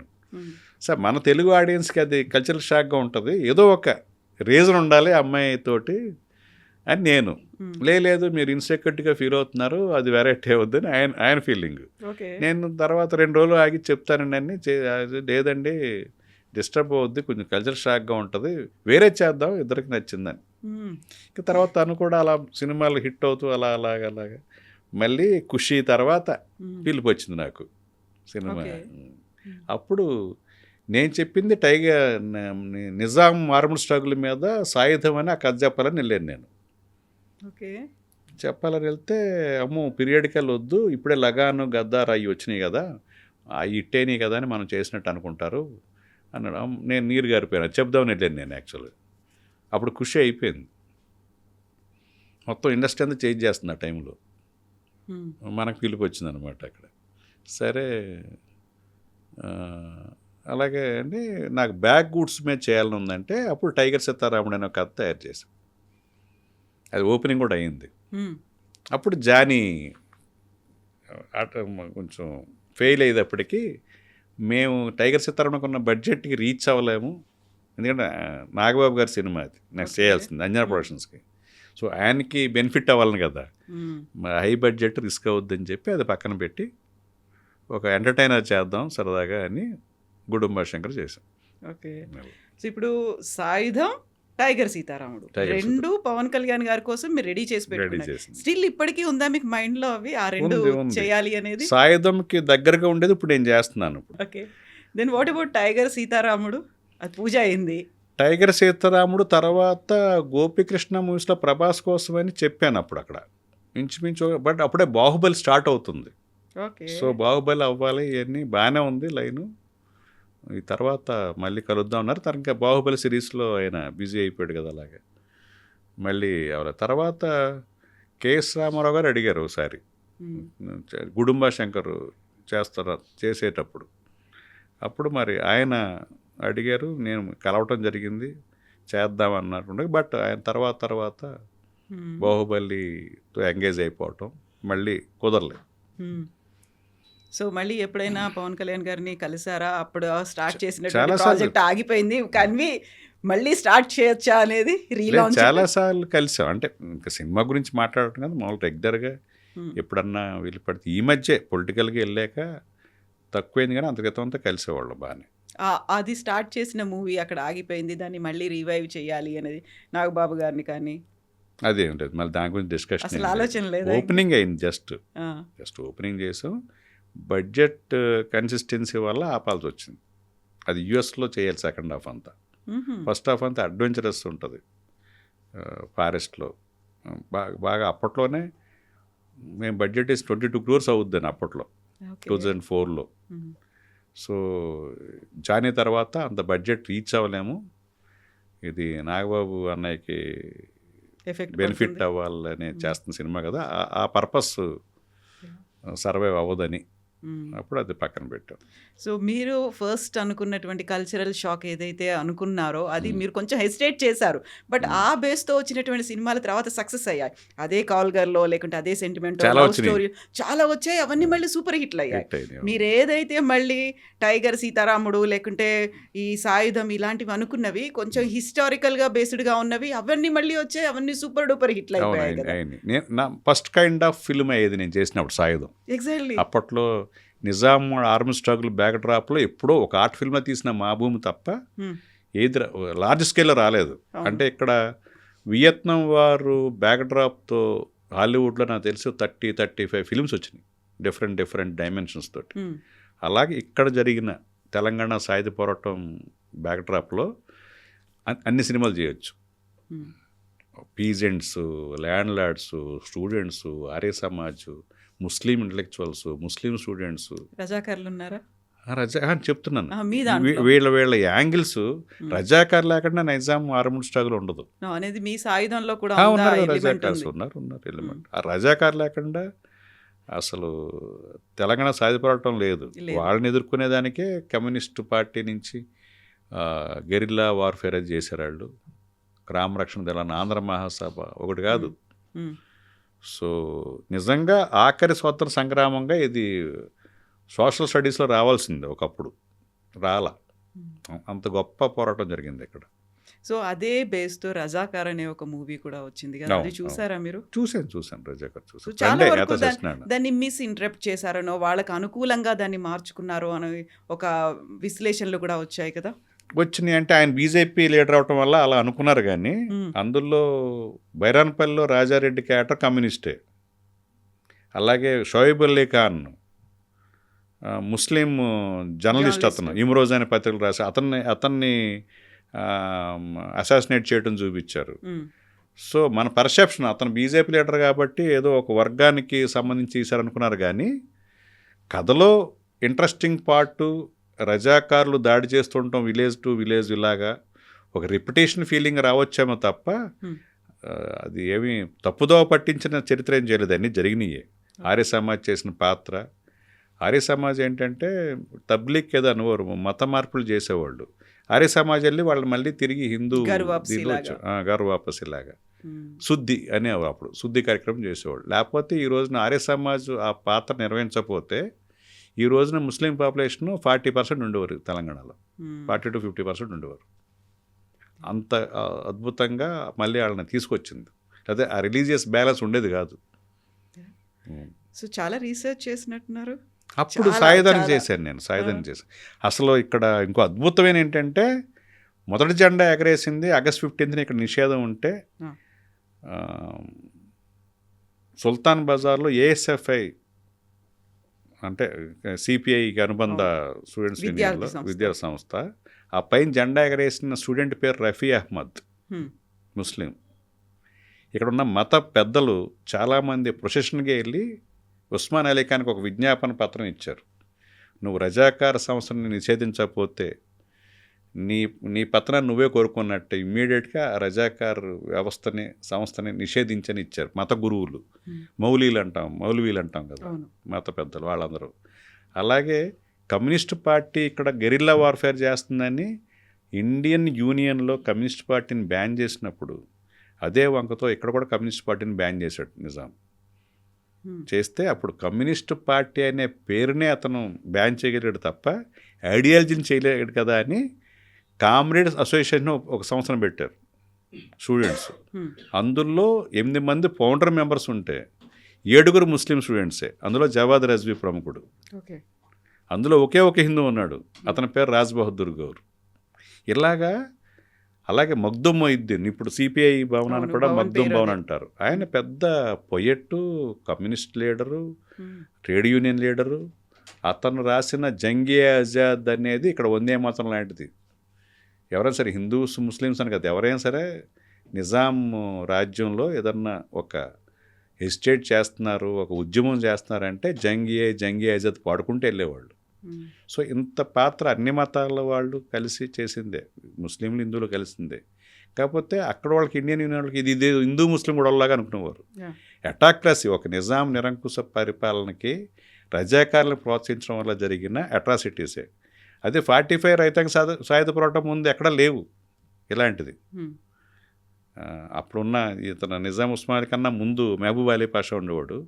ఆయన చాలా చక్కగా భద్రాచలానికి కుతుబ్షాలాగా భద్రాచలానికి వేయటం, తర్వాత బతుకమ్మ ఆటప్పుడు వాళ్ళందరినీ బతుకమ్మ ఆడించి వాళ్ళకి బహుమానాలు ఇవ్వటం, చాలా హార్మోనీ ఉండేది. ఈ కాసిం రజీ వల్ల అతను ట్రాప్లో పడి కీలుబొమ్మ అయిపోయాడు కాసిం రజీకి. అలా జరిగింది. మీదేమో బేసికల్గా తణుకు, మీకు పుట్టి పెరిగింది కర్ణాటక, మొత్తం చెప్తోంది తెలంగాణ హిస్టరీ, హైదరాబాద్కి సంబంధించి. ఇంత ఇన్డెప్త్గా రీసెర్చ్ అనేది ఎప్పుడు చేశారు, ఎలా చేశారు? నేను 2000లో స్టేట్ ఆర్చివ్స్ అని తార్నాకలో, అవును, అక్కడ గ్లింప్సెస్ ఆఫ్ నిజాం అని ఎల్లెడ్ రూస్ రాసిన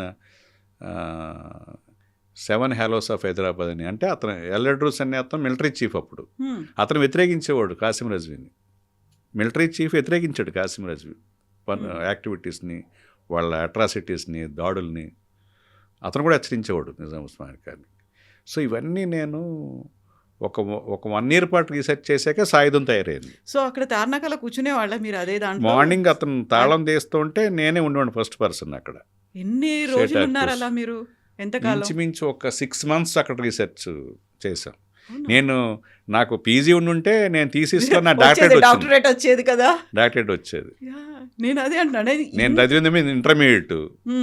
సో మనం PhD చేయాలి, ఆ పట్టా పొందుకోవాలంటే PG ఉండాలి. అది లేదు కాబట్టి అక్కడ రాలేదు అంతే.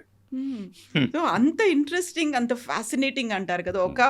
ఏదో ఒక అంశం ఉంటే తప్ప 6 నెలల పాటు మీరు అక్కడ కూర్చోరు. ఎందుకంటే యూ హ్యావ్ ప్రీషియస్ టైం. చాలా సినిమాలు ఉన్నాయి. అవును, ఇన్ అండ్ అవుట్ తెలుసుకోవాలి. అప్పుడు ఒక సినిమా ఉంటే కూడా వదులుకుని ఈసారి కళ్యాణ్ గారితో సినిమా చేయాలి, అండ్ ఆఫర్ ఉంది కదా అని నేను అప్పటి నుంచి కొంత ఆఫర్ ఉంది కదా నాకు అని, ఇది చేద్దాం, ఒక యూనిక్ ఫిల్మ్ అవుద్ది, ఇప్పుడు దాకా ఎవరు రాలేదు, ఒక బ్రేవ్ హార్ట్ లాంటి సినిమా ఉన్నాం, సినిమా చేస్తుంటే. ఇప్పటికీ is it still on the cards?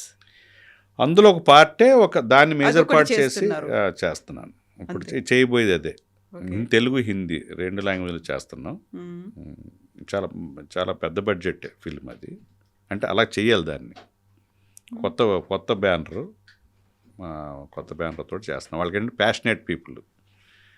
మా ఫస్ట్ సినిమా మా బ్యానర్ వాల్యూ రావాలి, బడ్జెట్ పర్వాలేదు ఇంతైనా అని అన్నీ నేను చాలామంది వెనక్కి పంపిస్తుంటాను.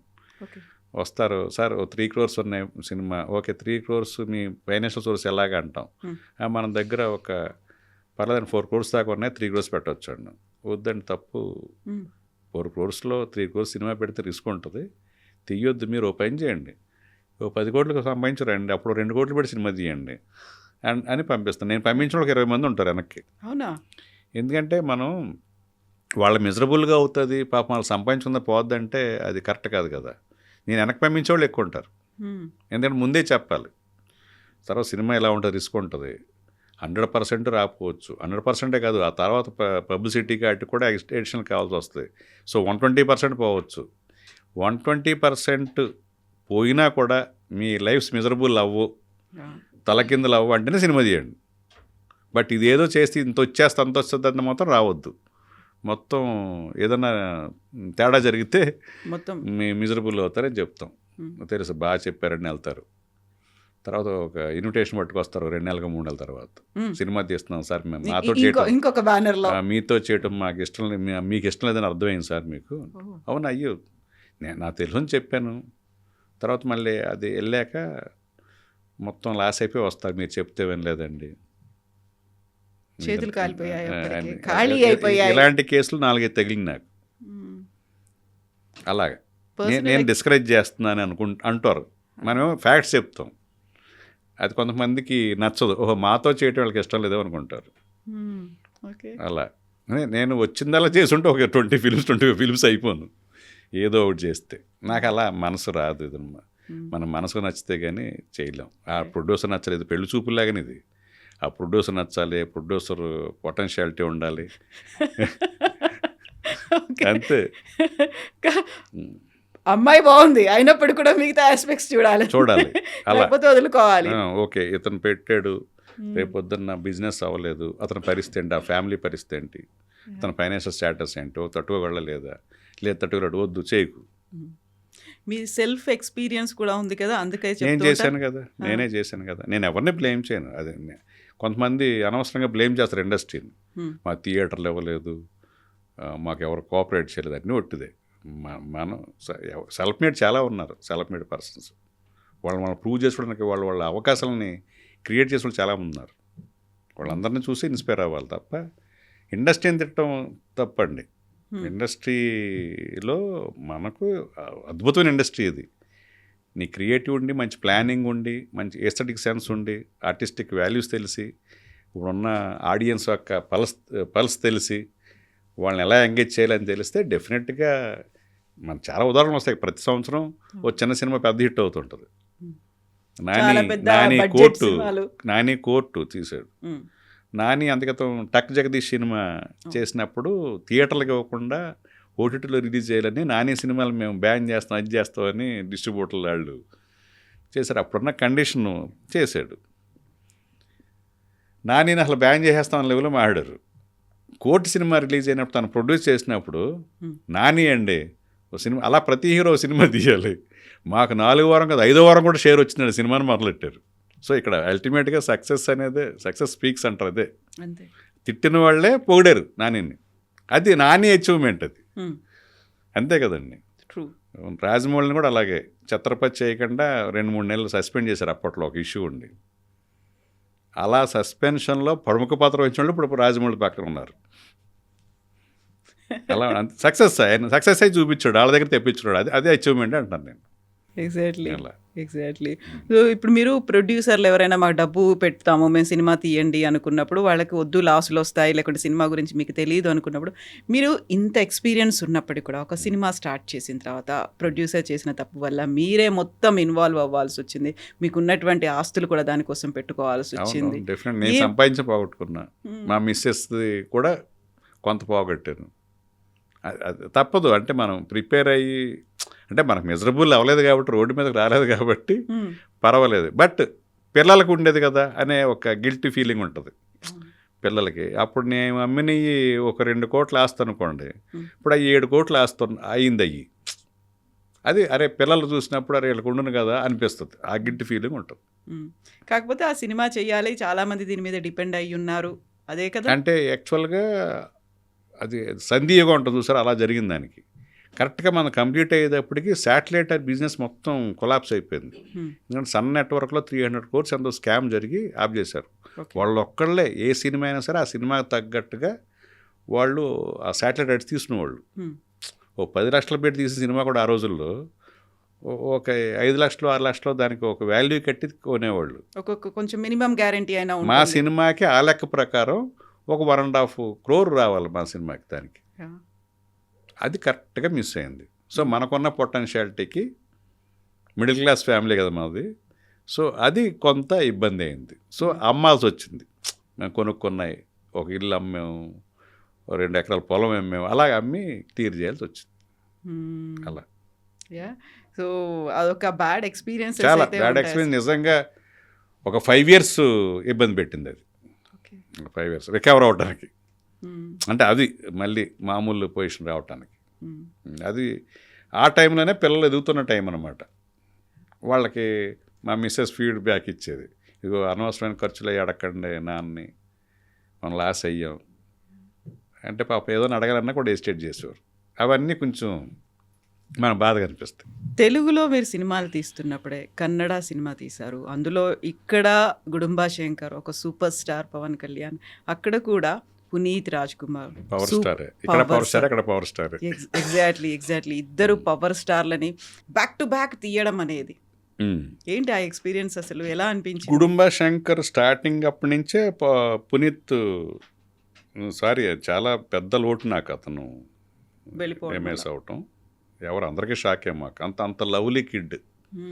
ఇంక బ్రదర్ అంటే అంతే, డైరెక్టర్లు ఆర్టిస్ట్, డైరెక్టర్లు ఏం చెప్తే చేస్తాడు. అంత లవ్ చేస్తారు ఫ్యామిలీ డైరెక్టర్ల నాళ్ళు. సో నిజంగా షాకింగ్ అప్పుడు. నిజంగా శ్రీహరి, పునీత్ రాజ్ కుమార్ నేను చేసిన హీరోల్లో కోల్పోవడం అనేది ఇప్పటికీ చాలా తీరని లోటు అది నాకు. సో ఈ గుడుంబా శంకర్ చేసేటప్పుడు నాకు ఒక కాల్ వచ్చింది, ఒక కెమెరా అసిస్టెంట్ ఒక అతను, సార్ పునీత్ గారు మీరు సినిమా చేయమని అడుగుతున్నారు సార్ కన్నడలో అని. అప్పటికే స్టార్ అయిపోయాడు, 3rd film జరుగుతుంది అప్పుడు. నన్ను ఎంత అడుగుతాడు, లేదు సార్ మీరు గంగావతి అని తెలుసు, మీది కన్నడ వచ్చని తెలుసు అని అడిగితే సరే మాట్లాడతాను. ఇంకా అతను చాలా వినయంగా, సార్ మీరు చేయాలి సార్ కన్నడలో, నాతో సినిమా చేయాలని. ఇంతలా అడుగుతున్నాడు ఏంటి, సరే ఎక్కడ ఉన్నావంటే ఇక్కడ హైదరాబాద్లో ఉన్నాను, ఆంధ్ర వాళ్ళ కన్నడ వెర్షన్ జరుగుతుంది అప్పుడు. ఇప్పుడు కేఎస్ రామారావు గారే దానికి ప్రొడ్యూసర్, మా ప్రొడ్యూసర్ అయినా ఫస్ట్ సినిమాకి. సో ఆఫీస్కి వస్తాను సార్ అంటే, నువ్వు వద్దులే ఆఫీస్కి, గెస్ట్ హౌస్ మా ప్రొడ్యూసరే గెస్ట్ హౌస్ నేనే వస్తాను కదా, నేను వెళ్ళాను. వెళ్తే చాలా మామూలు కదా, రాగానే కాళ్ళదండం పెట్టుకోవటం ఇవన్నీ. అతను అయ్యో ఇంత ఇలా ఉన్నాడు, ఇంత అఫెక్షనేట్గా ఉన్నాడు, ఇంత వినయంగా ఉన్నాడని. డెఫినెట్గా చేద్దాం, నువ్వు కోరుకుంటున్నావు కదా, కాకపోతే నేనే చేస్తాను ఓన్ ప్రొడక్షన్ అని అడిగా. మీరే చేయండి సార్, మీకే ఓన్ ప్రొడక్షన్ కూడా మీకే ఇస్తున్నాం అన్నాడు.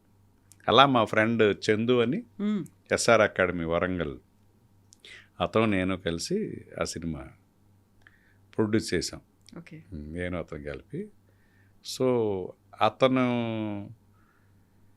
మీరు ఇక్కడే ఉండిపోండి సార్, సంవత్సరానికి ఒక సినిమా చేద్దాం అనేవాడు. నాకేంటంటే కన్నడ ఇండస్ట్రీ అప్పుడు చాలా చిన్న స్పాన్ ఉండేది అక్కడ, బిజినెస్ కానీ లిమిటెడ్ స్కోప్ ఉండేది. సో తెలుగులో చేయాలని మళ్ళీ తెలుగుకు రావటం, తెలుగు వస్తే అప్పుడే ఎంఎస్ రాజు గారి సినిమా అనుకున్నాం, రకరకాలుగా అది మారింది. ఆయనతోటి ఇష్యూ కూడా రావటం వల్ల.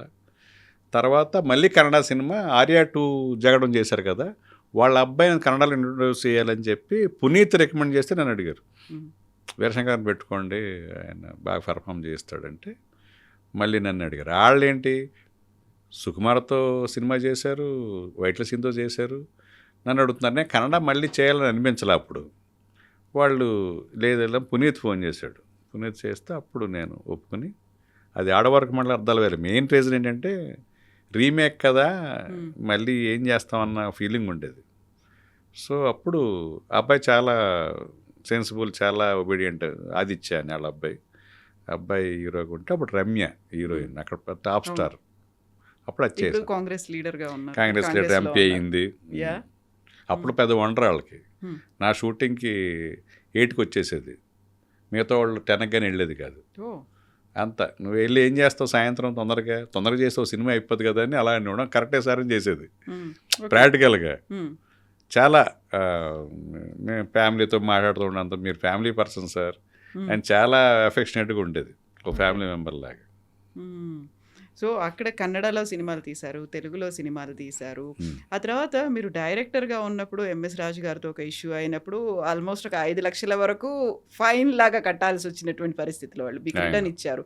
ఆ తర్వాత మీరు డైరెక్టర్స్ అసోసియేషన్కి అధ్యక్షులుగా ఉన్నప్పుడు తమిళ వాళ్ళ దగ్గర నుంచి కూడా 40 లక్షల ఫైన్ మళ్ళీ వాళ్ళతో కట్టించారు కదా. కత్తి సినిమాకి ఇష్యూ జరిగితే నరసింహరావు అని మన తెలుగు అబ్బాయే శంకర్ జెంట్లమెన్ శంకర్ దగ్గర అసిస్టెంట్గా ఉన్నప్పుడు సూపర్ గుడ్ బ్యానర్ తోటి తనకు అవకాశం ఇచ్చాడు ఆయన చౌదరి గారు.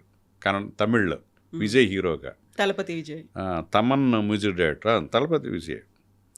తనకు అది చెప్పాడు. ఆ మ్యూజిక్ రీడింగ్స్ అవి జరుగుతున్నాయి. ఒక ప్రాసెస్లో వెళ్తూ ఉండగా కొన్ని రోజుల తర్వాత తెలుగు అబ్బాయి కదా తమిళ సినిమా చేయగలడో లేదు అని ఒక కథ అడగండి, మనం వేరే డైరెక్టర్తో చేద్దాం తమిళ్ కదా అంటే చౌదరి గారు ఖండించాడు దాన్ని. తను స్క్రిప్ట్ చేసుకుందే డైరెక్టర్ అవ్వాలని, అతను కథ అడగలేను నేను అంటే అలాగే సార్ చూద్దాం చేద్దాం అయితే అని అలా పెండింగ్లో ఉంది ప్రాజెక్టు. ఒక సంవత్సరం తర్వాత 1.5 year తర్వాత కత్తి సినిమా రిలీజ్ అయింది. ఇతనితో వర్క్ చేసిన వాళ్ళందరూ ఆ సినిమా చూసి ఇతనికి ఇన్ఫార్మ్ చేశారు, నీ కాన్సెప్ట్ వచ్చేసిందని. వచ్చి అతను కూడా చూసుకుని అరే మొత్తం నేను సినిమా చేయలేను, ఆ సినిమా వచ్చేసింది, పైగా అదే హీరోకి చెప్పాను, అదే హీరో అనుకుని సూపర్ హిట్లో మ్యూజిక్ సిట్టింగ్స్ కూడా జరిగినాయి. అవన్నీ అన్ని ఆధారాలతోటి మాకు కంప్లైంట్ చేశాడు. నేను కంప్లైంట్ చేస్తే కోఆర్డినేషన్ కమిటీ పెట్టి రైటర్స్లో కొంతమంది, డైరెక్టర్స్లో కొంతమంది, ఒక 10 మంది కమిటీ అయ్యి సినిమా చూసి ఇతను స్క్రిప్ట్ చదివి అవన్నీ చూసే ఓకే సిమిలర్గా ఉంది, విజయ్ రెస్పాన్సిబుల్ వహించాలి, ఎందుకంటే అతను విన్నప్పుడు నీలా నువ్వు చెప్పిన కథ లాంటిది విన్నాను చూడు, నీకు సిమిలర్గా అనిపిస్తే మాట్లాడదామని ఆ కాల్ తీసుకోవాలి, చేయలేదు అది. సో అందుకని విజయ్కి మేము లెటర్ రాస్తే అతను చూసి నరసింహారావు కథ విన్నాను, మురుగుదాసు కథ విని సినిమా చేశాను, 2 వేరు అని ఇచ్చాడు. 2 వేరు కథ ఒకటే అన్నాక పెద్ద ఇష్యూ జరిగింది. అక్కడి నుంచి భారతీరాజు గారు ప్రెసిడెంట్, అక్కడ నేను ప్రెసిడెంట్, ఛాంబర్లో పెద్ద మీటింగు, ఆర్గ్యుమెంట్స్. మురుగుదాస్ ఒక రకంగా తెలుగు ఫిల్మ్ ఇండస్ట్రీ, తమిళ ఫిల్మ్ ఇండస్ట్రీ. మురుగుదాస్కి ఆయన కండక్ట్ సర్టిఫికేట్ ఇవ్వటం, మురుగుదాసు ఎవరు చెప్పినా విజయ్ చెప్పినా ఆయన తను అనుకున్నది చేస్తాడంటే మీరు కండక్ట్ సర్టిఫికేట్ ఇవ్వకండి సార్, జరిగింది ఇది, మేము విజయ్ చెప్పాడు ఇలాంటిది ఇలా చెయ్యని అనుకునే స్కోప్ ఉంది, ఇక్కడ జరిగింది, విజయ్ చెప్పాలి కదా సేమ్ కథ చేస్తున్నట్టు అని. దాసరా గారు అప్పుడు బతుకున్నారు, చైర్మన్గా ఉన్నారు. దాసరా గారి దగ్గరికి వెళ్ళటం, దాసరా గారు దాన్ని సెటిల్ చేయాలని చూడటం, అలా మళ్ళీ పెండింగ్ పడింది. తర్వాత చిరంజీవి గారు ఆ సినిమా తెలుగు రీమేక్ చేయాలనుకున్నప్పుడు దీని మీద ఒక డిస్ప్యూట్ ఉందంట, ఈ డిస్ప్యూట్ రిజాల్వ్ అయితేనే నేను చేస్తానని కండిషన్ పెట్టడం వల్ల మళ్ళీ వచ్చారు. అప్పుడు ఇంచుమించు 40 lakhs దాకా అతనికి కాంపన్సేషన్ ఇచ్చారు. అలా న్యాయం జరిగింది అతనికి. సో బోల్డ్ అంత రెస్పాన్సిబిలిటీ ఉంటుంది కదా దర్శకుల సంఘానికి అధ్యక్షులుగా ఉన్నప్పుడు. అంటే మనం చేసింది మనకు న్యాయం జరగాలని ఉంటుంది ప్రతి మెంబర్కి. అతను అన్యాయం జరిగితే న్యాయం జరగాలని, ఆ న్యాయం కోసం మనం డెఫినెట్గా ఫైట్ చేయాల్సిందే కొన్ని చోట్ల. సో మీరు 2 years మీ టర్మ్లో సాధించినటువంటి విజయాలు అంటే యూనిక్నెస్ చూపించాలి అండ్ అందరిలో ఒక యూనిటీ కోసం చూడాలి, ఏదైనా కంప్లైంట్స్ ఉన్నప్పటికీ ప్రాబ్లమ్స్ ఉన్నప్పటికీ వాటన్నిటిని ఒక సొల్యూషన్ సాల్వ్ చేయాలి. నేను 14 నుంచి 17 వరకు అప్పుడు ఇండిపెండెంట్గా వేసి గెలిచాను. అందరూ నా ప్యానల్ లిస్ట్ ఉండేది కదా, అప్పుడు అందరూ మనల్ని అభిమానిస్తారు, వీరశంకర్ వస్తే బాగుంటుంది ప్రెసిడెంట్ అయితే అనే ఒక డిమాండ్ ఉండేది సభ్యుల్లో. అప్పుడు వచ్చినప్పుడు ఇండిపెండెంట్గా వేస్తే ఇండిపెండెంట్ గెలిచాను. ఒక బలమైన 2 ప్యానల్స్ ఉంటే అట్ల మధ్య ఇండిపెండెంట్ నన్ను గెలిపించారు. రాగానే ఏంటంటే నాకు ఎంతసేపు ఏంటంటే టెక్నికల్గా అప్డేట్ అవ్వాలి మన మెంబర్స్ అని A to Z వర్క్షాప్ అని, ఇప్పుడు దాకా అలాంటి వర్క్షాప్ 7 acres AC ఫ్లోర్ తీసుకుని చేశారు నా సొంత డబ్బులతో. అది కొంతమంది డొనేషన్ ఇచ్చారు, అంటే TFDA డబ్బులు వాడకుండా TFDA సభ్యులకి కూడా అవకాశం ఇస్తూ బయట వాళ్ళు కూడా షార్ట్ ఫిల్మ్ మేకర్స్ వాళ్ళకి. అందులో వచ్చిన వాళ్ళే హుషారు డైరెక్టర్. నేను అది రావటం వల్లే నాకు కాన్ఫిడెన్స్ పెరిగింది సార్, నేను డైరెక్టర్గా వచ్చాను. ఇలా 2-3 ఉన్నారు, కరుణ కుమార్ ఇలాంటి వాళ్ళందరూ అందులోంచి వచ్చిన వాళ్ళే. సో A to Z వర్క్షాప్లో మొత్తం అన్ని సెగ్మెంట్స్ని టచ్ చేసాం. VFX, డిస్ట్రిబ్యూషను, ఫిలిం డిస్ట్రిబ్యూషన్ ఎలా ఉంటుంది, వరల్డ్ సినిమా ఏంటి, నేటివిటీ ఏంటి, మన ఇండియన్ సినిమా ఏంటి, సౌండ్ డిజైనింగ్ ఏంటి, ఆర్ట్ డైరెక్షన్ ఏంటి, మొత్తం అన్ని సెగ్మెంట్స్ని చేసిన అతిపెద్ద వర్క్షాప్. ఇప్పుడు దాకా అదే, అలాంటిది ఇప్పుడు దాకా జరగలేదు. సో ఒక ఫిల్మ్ అకాడమీలో ఏమైతే నేర్పిస్తారో, అవును, ఒక 2 రోజులు చేశారు. నాకు ఇంచుమించు అప్పట్లో 1.5 lakh నా ఓన్ మనీ ఒక 1 lakh డొనేషన్ వచ్చింది. 25,000 10,000 అలా ఇచ్చారు. సో అది చేశాను. తర్వాత ఛాంబర్లో మన కుర్రాళ్ళే సినిమా రిలీజ్కి ముందు ఓ పెద్ద హెల్త్ క్యాంపు అపోలో నుంచి, గాంధీ నుంచి, ముఖర్జీ గారు లాంటి కార్డియాక్ సర్జన్, ఎమినెంట్ పర్సనాలిటీస్ అలా ఈసీజీ కూడా పెట్టి మొత్తం మా డైరెక్టర్ అసోసియేషన్కి, ప్రొడ్యూసర్లకి, రైటర్స్కి, కెమెరా డిపార్ట్మెంట్కి అందరికీ ఫ్రీ హెల్త్ క్యాంప్ ఇస్తే అక్కడ ఒక ప్రొడ్యూసరు శ్రీనివాస్ అని మన జెంట్లమ్యాన్, ప్రేమికుడు ఇవన్నీ డబ్బింగ్ చేసేవాళ్ళు వాళ్ళు, డబ్బింగ్ ప్రొడ్యూసర్లు. మన శంకర్ పెట్టాడు కదా సరదాగా చేయించుకుందని ఈసీజీ చేయించుకున్నాడు అక్కడ. ఈసీజీ కూడా ఫ్రీగా పెట్టాం అక్కడ. ఇమ్మీడియట్గా బ్లాక్స్ ఉన్నాయని తెలిసింది. ఇమ్మీడియట్గా ఇప్పుడు ఈరోజు జాయిన్ అయ్యి రేపే చేయాలన్నారు. ఆ విధంగా ఒకటి సేవ్ అయ్యాడు మేము పెట్టడం వల్ల. అది చాలా సంతోషం నాకు. నా కోసం పెట్టినట్టు నువ్వు అంటే బాగా క్లోజ్ అవుతున్నావు మద్రాస్ నుంచి. నేను ఊరికే నువ్వు పెట్టావు కదా అని సరదాగా చేయించుకున్నాను, బ్లాక్ ఉంది, నా కోసం పెట్టినట్టున్నావు, నిజంగా నా ప్రాణాలు నిలబడి అంటే నువ్వే కారణం అంటే అలాంటి సంతోషం వేసింది. సో చాలా గైనిక్ అన్నీ పెట్టాం, స్కిన్ ఈఎన్టీ లేదంటూ లేదు. అంత పెద్ద హెల్త్ క్యాంప్ ఇప్పుడు దాకా ఎక్కడ జరగలేదు. అది ఇండస్ట్రీలో ఎక్కడ పెట్టాము, ఇక్కడ జరగలే. నేను అన్ని పెట్టి అంత డిపార్ట్మెంట్ కూడా ఇచ్చాం. ఆ తర్వాత మేజర్గా ఫెడరేషన్లో 6 to 9 అనేది ఫుల్ కాల్ షీట్ ఉండేది ఇక్కడ ఫెడరేషన్ రూల్స్ ప్రకారం. ఈవినింగ్ 6 to 9 కూడా ఒక పగలంతా చేసిన బత్తాయి అంత ఉంటుందో అంత ఇచ్చేయాలి. అది చాలా చిన్న నిర్మాతలకి ఇబ్బందిగా ఉండేది. ఆ ఒక్క లొకేషన్లో డే ఎఫెక్ట్ చేశారు. 6 to 9 చేస్తే చిన్న సీన్ అయిపోద్ది అనుకోండి, ఎక్స్టెన్షన్ ఉండాలి. 6 to 9 చేస్తారు, 6 to 9. బట్ 3 hours చేసినా కూడా పగల 12 hours ఇచ్చిన బత్త అప్పుడు ఉండేది. సో నేను కన్విన్స్ చేసి ఫెడరేషన్లో చాలా చిన్న నిర్మాతలు ఇబ్బంది పడుతున్నారు, మనం కోఆపరేటివ్గా ఉండాలి, వాళ్ళు చాలా ఇబ్బందిగా ఉంటున్నారు, చాలా ఖర్చు అయిపోతుంది వాళ్ళకి, మీరంతా ఒప్పుకోవాలని వాళ్ళకి కన్విన్స్ చేస్తే పాప ఒప్పుకున్నారు. 6 to 9 హాఫ్ కాల్ షీటు. మొత్తం 6 ఫెడరేషన్లు ఉంటాయండి మనకి ఇండియాలో. మన సౌత్లో 4, నార్త్లో 2 ఉంటాయి. ఎక్కడా కూడా 6 to 9 అనేది హాఫ్ కాల్ షీట్ లేదు. అప్పుడు ఫుల్లే, నువ్వు 2-3 గంటలు చేసుకో, లేకపోతే నైట్ 2 వరకు చేసుకో, మా ప్రాబ్లం లేదు. నైట్ 2 వరకు 6 to 2 ఒక call sheet evening. But 3 hours చేసినా ఫుల్ బత్తా ఇవ్వాలి. సో అది ఒప్పుకున్నాను నేను. అలాగే బైలింగ్వల్ ఎవరన్నా పాపం చిన్న సినిమా వాళ్ళు వచ్చి తెలుగు కన్నడ, తెలుగు మలయాళం, తెలుగు తమిళ్ అలా బైలింగ్వల్ చేస్తే 1.5 బత్తా ఇవ్వాలని రూల్ పెట్టేవాళ్ళు. ఎందుకు పెట్టారన్నాను నేను. అదర్ లాంగ్వేజ్లో కూడా బెనిఫిట్ అయిపోతుంది వాళ్ళకన్నారు. అదర్ లాంగ్వేజ్లో బెనిఫిట్ అయితే పెద్ద హీరోల సినిమాలు డబ్బింగ్కి ఇంత రైట్స్ వస్తాయి, పాపం వీళ్ళు ఏదో అక్కడ కూడా చేసిన శాటిలైట్ ఎంతో 10 లక్షలు 15 లక్షలు వస్తే మనం కాస్ట్ ప్రొడక్షన్లో కవర్ అవుద్దని ట్రై చేస్తారు, వీళ్ళకి ఫైన్ వేయటం కరెక్ట్గా ఉందా మీకు? అక్కడేమో బెనిఫిట్ అయ్యే సినిమాకి పెద్ద హీరోల సినిమాలకి మీకు సింగిల్ బత్తా చేస్తున్నారు, వీళ్ళకి పైగా లిప్ గురించి ఇంకో 10 రోజులు ఎక్కువ వర్కింగ్ డేస్ వస్తాయి మీకు, వీళ్ళకి ఫైన్ వేస్తున్నారు మీరు న్యాయమని అడిగితే పాప అర్థమైంది. ఒక హిందీ సినిమా తప్ప రీజనల్ లాంగ్వేజ్ ఏదైనా బైలింగ్వల్ చేసినా ట్రైలింగ్వల్ చేసినా మనం సింగిల్ బత్తా చేద్దామని ఒప్పుకున్నారు. ఫస్ట్ ఫెడరేషన్ అండి, మొత్తం 6 ఫెడరేషన్ ఒప్పుకున్న కండిషన్స్ ఇదంతా నేను కన్విన్స్ చేసి ఒప్పించినాయి. సో బోల్డ్ అంతా బ్రెయిన్ స్ట్రామింగ్ ఉంటుంది, ఆ తర్వాత వాళ్ళతో బోల్డ్ అంది కన్వర్జేషన్స్ ఉంటాయి, కాన్ఫ్లిక్ట్ ఉంటుంది. కృష్ణానగర్ కష్టాలు చాలా మందికి ఉంటాయండి. ఎక్కడెక్కడో విలేజ్ల నుంచి ఏదో చదువుకొని ఇంకేదో చెయ్యాలి అనుకుని వచ్చేవాళ్ళు 24 క్రాఫ్ట్స్లో ఉంటారు.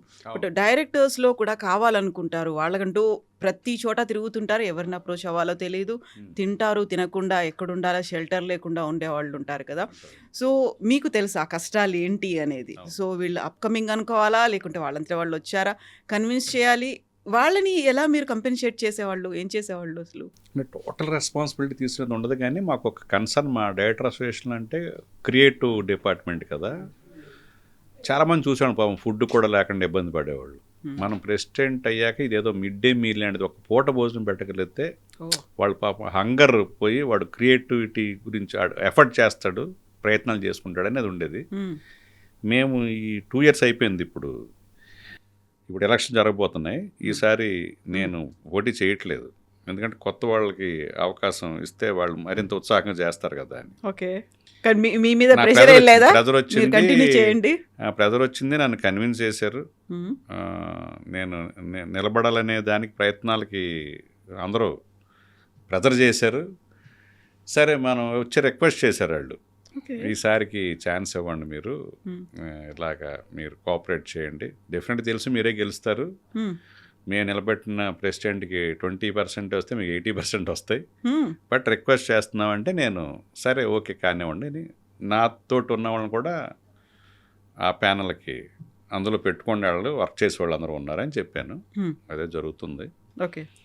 సో ఈసారి చేసింది ఏంటంటే ఇన్సూరెన్స్ లేకపోవటం అనేది, హెల్త్ ఇన్సూరెన్స్ చాలామంది లేదు, ఎఫర్ట్ చేయలేరు. యాహ్!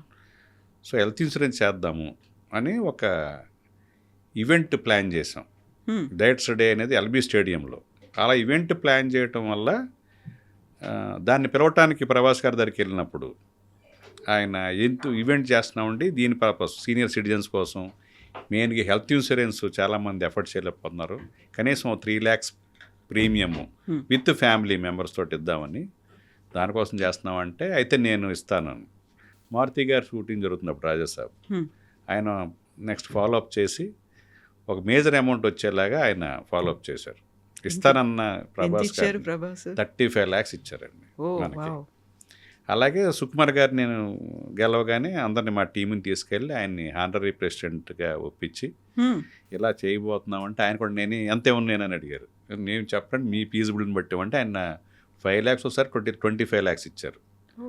అలాగే ఈవెంట్కి బన్నీని పిలవడానికి వెళ్ళినప్పుడు బన్నీ ఏంటంటే ఇలా చేస్తున్నామంటే దాసరి గారికి మాకు ఒక అవినాభావ సంబంధం ఉంది, దాసరి గారి పుట్టినరోజుని మేము డైట్స్ డేగా చేస్తాం, ఆయనకి ఇచ్చిన మేము ట్రిబ్యూట్, అది గ్రేటెస్ట్ పర్సనాలిటీ కదా.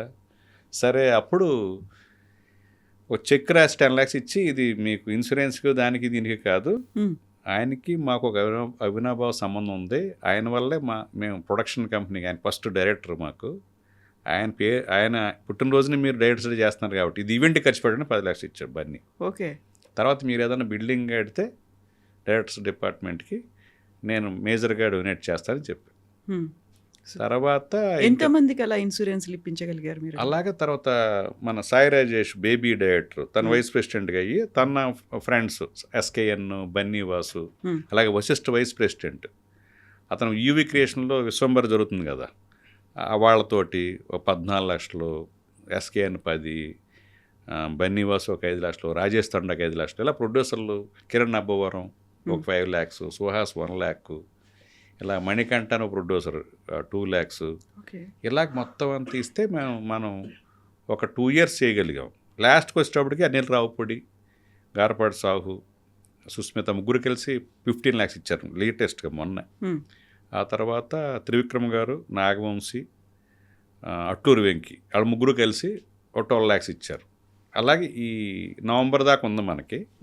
మధ్యలో 2 payments మాట్లాడగలిగాం, 2 payments ఇస్తామని ఇన్సూరెన్స్ ఓరియంటల్ వాళ్ళని. సో ఇది ట్రస్ట్ ఉందండి మనకి, ఆ ట్రస్ట్కి అమౌంట్ ఇస్తారు, వాళ్ళకి ట్యాక్స్ ఎగ్జంప్షన్ వస్తుంది. ఆ ట్రస్ట్లో మెహర్ రమేష్ తను ట్రెజరర్గాను, ఎన్కౌంటర్ శంకర్ మన ఎన్ శంకర్ తను ఒక సెక్రటరీగాను ఉన్నారు.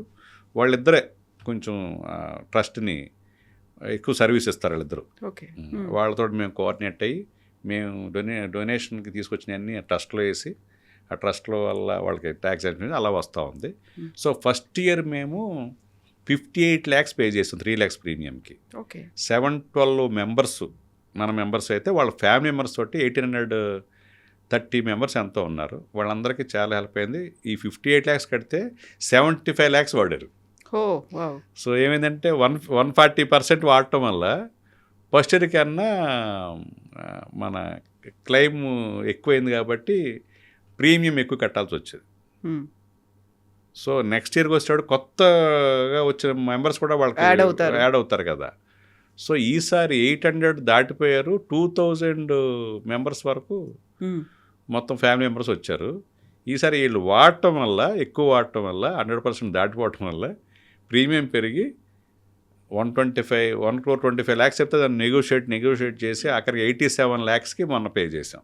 ఇప్పుడు నవంబర్ దాకా ఉంది, అది ఈ నవంబర్ దాకా ఉంది, అది చేసాం. ఇది ఒక ఎత్తు మేము చేసింది. రెండోది ఏంటంటే చెప్పాను కదా మిడ్ డే మీల్కి మ్యాక్సిమం ఫ్రెండ్స్ తోటే ఇప్పించాం. ఫస్ట్ శాన్ చంద్ర అని థండర్బోల్ట్ సెక్యూరిటీస్ తను 2 lakhs ఫస్ట్ స్టార్ట్ చేసి, మాధవరావు గారని మా మెంబరు అతను అడిగితే 1 lakh, విరించని డైరెక్టర్, అతను 90,000. ఇలా రకరకాలు ఒక 7 lakhs పైన 8 lakhs పైన మనం ఇచ్చే తనకు శ్రీకర్ హాస్పిటల్ కార్పొరేట్ అఫైర్ చూసాం గీతావాణి గారు. శ్రీకర్ హాస్పిటల్ మేము మాస్టర్ హెల్త్ చెకప్ ఫ్రీగా 3 months నుంచి 4 months దాకా ఫ్యామిలీ మెంబర్స్ తోటి చేయించాం. మాస్టర్ హెల్త్ చెకప్ వాళ్ళు చేశారు. ఇప్పుడు సెకండ్ టైం కూడా అది జరిగింది. ఇప్పుడు లాస్ట్ ఇయర్ అప్పుడు చేయించాం, ఇప్పుడు కూడా చేశారు. అలాగే ఈఎన్టీ, తర్వాత డెంటల్, తర్వాత అగర్వాల్ హాస్పిటల్స్ ఇలాగ రకరకాలుగా హెల్త్ క్యాంప్స్ నిర్వహిస్తూ వాళ్ళకి ఇన్సూరెన్స్తో పాటు ఈ టెస్టులన్నీ కూడా ఫ్రీగా వచ్చేలాగా చేసాం. ఇందులో అందరూ అప్రిషియేట్ చేసింది అంటే తక్కువ బడ్జెట్లో అవుతున్నా కూడా మిడ్ డే మీల్ అనేది చాలా హ్యూమనిటేరియన్ గ్రౌండ్స్లో ఉంది. అసలు వరల్డ్లో ఎక్కడ లేదండి అది. ఇప్పటికి కూడా మొన్న కూడా చెప్పాను, ఎవరు వచ్చినా కూడా ఆ మిడ్ డే మీల్ అనేది నేను చూసుకుంటాను మ్యాక్సిమము, మీరు కూడా ట్రై చేయండి, ఏదన్నా తక్కువ అయితే మా ఫ్రెండ్స్ నుంచి నేనే డొనేట్ చేస్తానని చెప్పాను. మొన్న కూడా ఎవరు వచ్చినా ప్రామిస్ చేశాను నేను. అది ఒకటి జరుగుతుంది. అది ఒక ఎందుకంటే ఒక వాళ్ళకి పొద్దున్నే టిఫిన్ పెడతాం, మధ్యాహ్నం లంచ్ పెడతాం, నైట్ డిన్నర్ ఇస్తామంటే లేజీ అయిపోతారు. ఇది బాగా జరుగుతుంది. కనీసం వాళ్ళ ఆకలి తీర్చడానికి ఒక పూట పెడితే వాళ్ళకి ఆ హంగర్ వాల్యూ తెలుస్తుంది. మళ్ళీ వాళ్ళు సిన్సియర్గా వాళ్ళ కెరీర్లో సక్సెస్ అవ్వడానికి ఎఫర్ట్ చేస్తూ ఉంటారు అనేది ఒక పూట పెట్టామన్నమాట. సో ఇప్పుడు వీరశంకర్ గారికి ఒక క్లీన్ ఇమేజ్ అనేది ఉంది. చాలా వరకు హీరోయిన్లు కావచ్చు, మీతో పనిచేసినటువంటి ఆర్టిస్టులకి ఒక ఫ్యామిలీ మెంబర్ లాగా ట్రీట్ చేసేటువంటి ఒక అట్మాస్ఫియర్ ఉంటుంది. బట్ ఈ మధ్య కాలంలో కావచ్చు, గతం నుంచి వినిపించినటువంటి ఒక ఉమెన్ దగ్గర నుంచి వచ్చేది, అక్కడ ఉన్నటువంటి ఫిల్మ్ పర్సనాలిటీస్లో లేకుంటే ఒక కంఫర్ట్గా లేరు అనేటువంటి ఒక అట్మాస్ఫియర్ అని కనిపించింది కదా. కాంప్రమైజ్ అవ్వాలి, అడ్జస్ట్మెంట్లు అడుగుతున్నారు, కమిట్మెంట్లు ఉంటాయి అనేది. సార్ మన క్యాటర్ని బట్టే మెన్ అయినా ఉమెన్ అయినా ఎవరైనా సరే మనం స్ట్రాంగ్గా ఉంటే ఎవరో మనల్ని మన క్యారెక్టర్ని ఏమీ స్పాయిల్ చేయలేరు. సో అవకాశాల కోసం లొంగిపోయాక ఇలా చేయాల్సి వచ్చింది అనేది వాళ్ళ లీనియన్సే.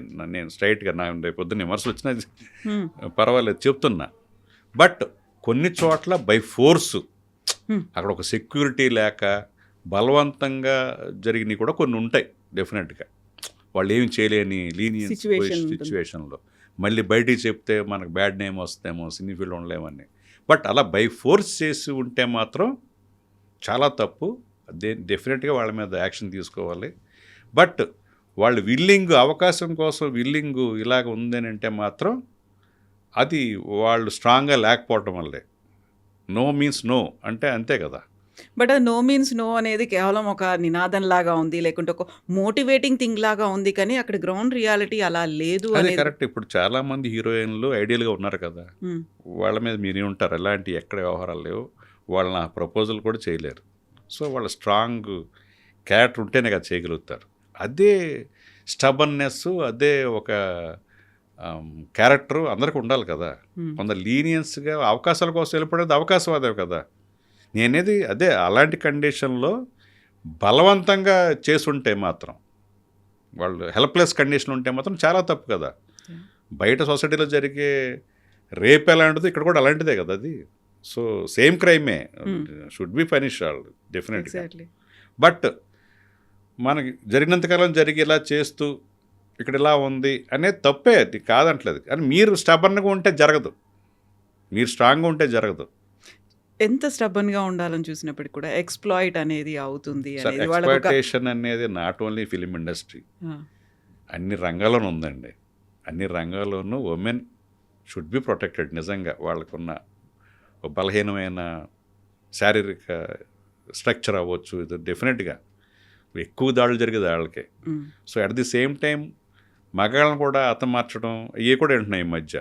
ప్రియుడితో కలిసి మొగుడిని చంపేయటం, పిల్లల్ని మంటలు వేసేయటం. సో ఫైనల్గా వచ్చేటప్పటికి ఇండివిజువల్లే, జెండర్ డిస్క్రిమినేషన్ లేదు. మళ్ళీ క్రైమ్ మెంటాలిటీ, క్రూయాలిటీ. ఒక కన్న తల్లి బిడ్డల్ని మంటలు వేసేస్తుంది. సో ఫైనల్గా వచ్చేటప్పుడు జెండర్ డిస్క్రిమినేషన్ లేదు, క్రైమ్ ఈజ్ క్రైమ్. దానికి ఇది మగ ఆడని తేడా లేదు. బట్ ఎక్కువగా బలవుతుంది, డెఫినెట్గా ఎక్కువగా మోసపోతుంది, ఎక్కువగా ఎక్స్ప్లాయిట్ చేస్తుంది లేడీని. డెఫినెట్గా అది మనం దాన్ని మనం కాదనలేం. సో ఇలాంటివి ఏమన్నా మీ దృష్టిలో వచ్చాయా? వెరీ ఫస్ట్ టైం మీరు ఇండిపెండెంట్‌గా గెలిచిన తర్వాత అయినా, ఇప్పుడు ఉన్నటువంటి ఈ టర్మ్‌లో అయినా అదే మనకున్న క్యారెక్టర్, మనకున్న క్లీన్ ఇమేజ్ బట్టి నాకు ఫోన్లు వస్తూ ఉంటాయి. నేను వార్న్ చేసిన సందర్భాలు కూడా ఉన్నాయి. వాళ్ళు నాకు చెప్పుకుంటారు, ఇలాగ ఒక ఆడిషన్కి వెళ్తే ఆ డైరెక్టర్ ఇలా అన్నాడు అలా అంటే, ఆ డైరెక్టర్కి వార్నింగ్ ఇచ్చిన సందర్భాలు కూడా ఉన్నాయి. కంగారు పడేవాళ్ళు అక్కడి నుంచి మారిన సందర్భాలు ఉన్నాయి. మనకున్న క్లీన్ ఇమేజ్కి చేస్తారు, వచ్చినాయి నాకు. చేస్తే వాళ్ళని వార్న్ చేయటం అంటే జస్ట్ ప్రపోజల్కో లేకపోతే వస్తే ఏదో టచ్ చేశాడు నన్ను ఇలాగా అని చెప్పినప్పుడు నేను వార్న్ చేసిన సందర్భాలు ఉన్నాయి. సో ఇక్కడ కాస్టింగ్ డైరెక్టరో లేకుంటే కాస్ట్యూమ్స్ దగ్గర నుంచో లేకుంటే అక్కడ ఉన్నటువంటి ప్రొడక్షన్ వాళ్ళు వీళ్ళందరి దగ్గర నుంచి కూడా ఏదో ప్రాబ్లమ్స్ అనేవి ఉంటాయంటే వాటన్నిటిని కూడా మీరే కన్సిడర్ చేస్తుంటారా? డెఫినెట్గా చెప్పాలి, వాళ్ళు ఓ డైరెక్టర్కి చెప్పాలి, లేకపోతే ఆ ప్రొడక్షన్ హౌస్కి చెప్పాలి ఇలా జరుగుతుందని. చాలామంది చెప్పలేరు పాప, అదే ఇన్సెక్యూరిటీ ఉంటుంది. మనం చెప్పితే అవకాశాలు రావని అది ఉంది పాప, డెఫినెట్గా అది కన్సిడర్ చేయాలి. కానీ అటు ఓవర్కమ్ చేస్తూ మన క్యారెక్టర్ని బిల్డ్ చేసుకోవాల్సింది తప్పదు. అలా ఉన్నవాళ్ళు కూడా బ్రహ్మాండమైన అవకాశాలు పొందుతూ సెల్ఫ్ రెస్పెక్ట్తో ఉన్నవాళ్ళు చాలామంది ఉన్నారు, హీరోయిన్లోనే ఉన్నారు చాలామంది. కాకపోతే ఇలాంటివి కేసులు వందల సంఖ్యలో ప్రతిరోజు ఉంటాయి అనేది, అది బయటికి రాదు, వస్తే మళ్ళీ వాళ్ళని అక్కడ నుంచి ఎలిమినేట్ చేస్తారు, అవకాశాలు ఉండవు అనేది ఒక మార్క్ పడిపోతుంది. అదే స్టాటిస్టిక్స్గా చూడకూడదండి దీన్ని, స్టాటిస్టిక్స్ చూడకూడదు ఇన్ని అన్ని. నేనేది మనలో మనం ఆ నిగ్రహ శక్తి, మనం దాన్ని కాపాడుకునే సామర్థ్యం కూడా మనకు ఉండాలి, తప్పదు. నేను అంటున్నాను కదా, ఉమెన్ ఎక్స్‌ప్లాయిటేషన్ అనేది వరల్డ్ వైడ్గా not only in film industry, అనేక రంగాలు, కార్పొరేట్ రంగంలో, సాఫ్ట్వేర్లో, మిలిటరీలో, పోలీసులో, అన్ని చోట్ల వింటాం మనం ఎంత అబ్యూజ్ చేస్తారో లేడీ అంటే. సో ఫిలిం ఇండస్ట్రీ ఒకటే దాన్నే వేరుగా చూడలేం, ఇది గ్లామర్ ఫీల్డ్ కాబట్టి ప్రతిదీ ఫోకస్డ్గా చూస్తారు దీన్ని. అన్ని చోట్ల జరుగుతుంది, అన్ని చోట్ల ట్రాఫికింగ్, ఎగ్జాక్ట్లీ చిన్నపిల్లల్ని తీసుకుంది. అక్కడ ఫిలిం ఇండస్ట్రీ లేదు, చిన్నపిల్లల్ని. అంటే వ్యవస్థలు ఎంత నిర్వీర్యంగా ఉన్నాయి, ఎవరు ఎంకరేజ్ చేస్తున్నారు, ఎంతమంది ఆడపిల్లలు రోజుకి కిడ్నాప్ మిస్ అవుతున్నారు. మరి అవన్నిటికీ ఇండస్ట్రీ కారణం కాదు కదా. మరి ఇంత వ్యవస్థ ఉండి, ఇంత రాజ్యం ఉండి, రాజ్యాంగ వ్యవస్థలు ఉండి మరి నిరంతరం జరుగుతున్నాయి కదా, అది ఎక్కడ తగ్గట్లేదే. ఎవ్రీ ఇయర్ స్టాటిస్టిక్స్ చూస్తే వరల్డ్ వైడ్గా పెద్ద మాఫియాగా ఉంది అది. డ్రగ్స్ కానీ, ఈ ట్రాఫికింగ్ కానీ, చిన్నపిల్లలు కానీ, లేడీస్ కానీ, అన్నిటికీ ఫిలిం ఇండస్ట్రీ కారణం కాదు కదా. మరి అంత వ్యవస్థలు ఏం చేస్తున్నాయి? సో ఈ అంశం మీద ప్రతిసారి వాయిస్ రేస్ చేస్తారు సింగర్ చిన్మయి. అవును, ఉండాలి, ఎవరో ఒకరు వాయిస్ ఉండాలి కదా. తను డెఫినెట్గా మరి ఆవిడకి అవకాశాలను తగ్గలేదు, బ్రహ్మాండంగా పాడుతుంది. సో ఆవిడ స్టబర్న్గా ఉంది, తన అభిప్రాయాన్ని కొండ పదలు కొట్టుకుని చెప్పగలుగుతుంది కదా. ఎవరు ఏం చెప్పినా తన అభిప్రాయాలు చెప్పగలుగుతుంది. అలాంటి ఒక వాయిస్ మంచిదే కదా. నిజంగా ఏదన్నా ఉంటే మనం చిన్మయికి చెప్పుకోవచ్చు, చిన్మయి వాయిస్ ఇస్తుంది, రెస్పాండ్ అవుతారు, ఒక భరోసా వచ్చింది కదా.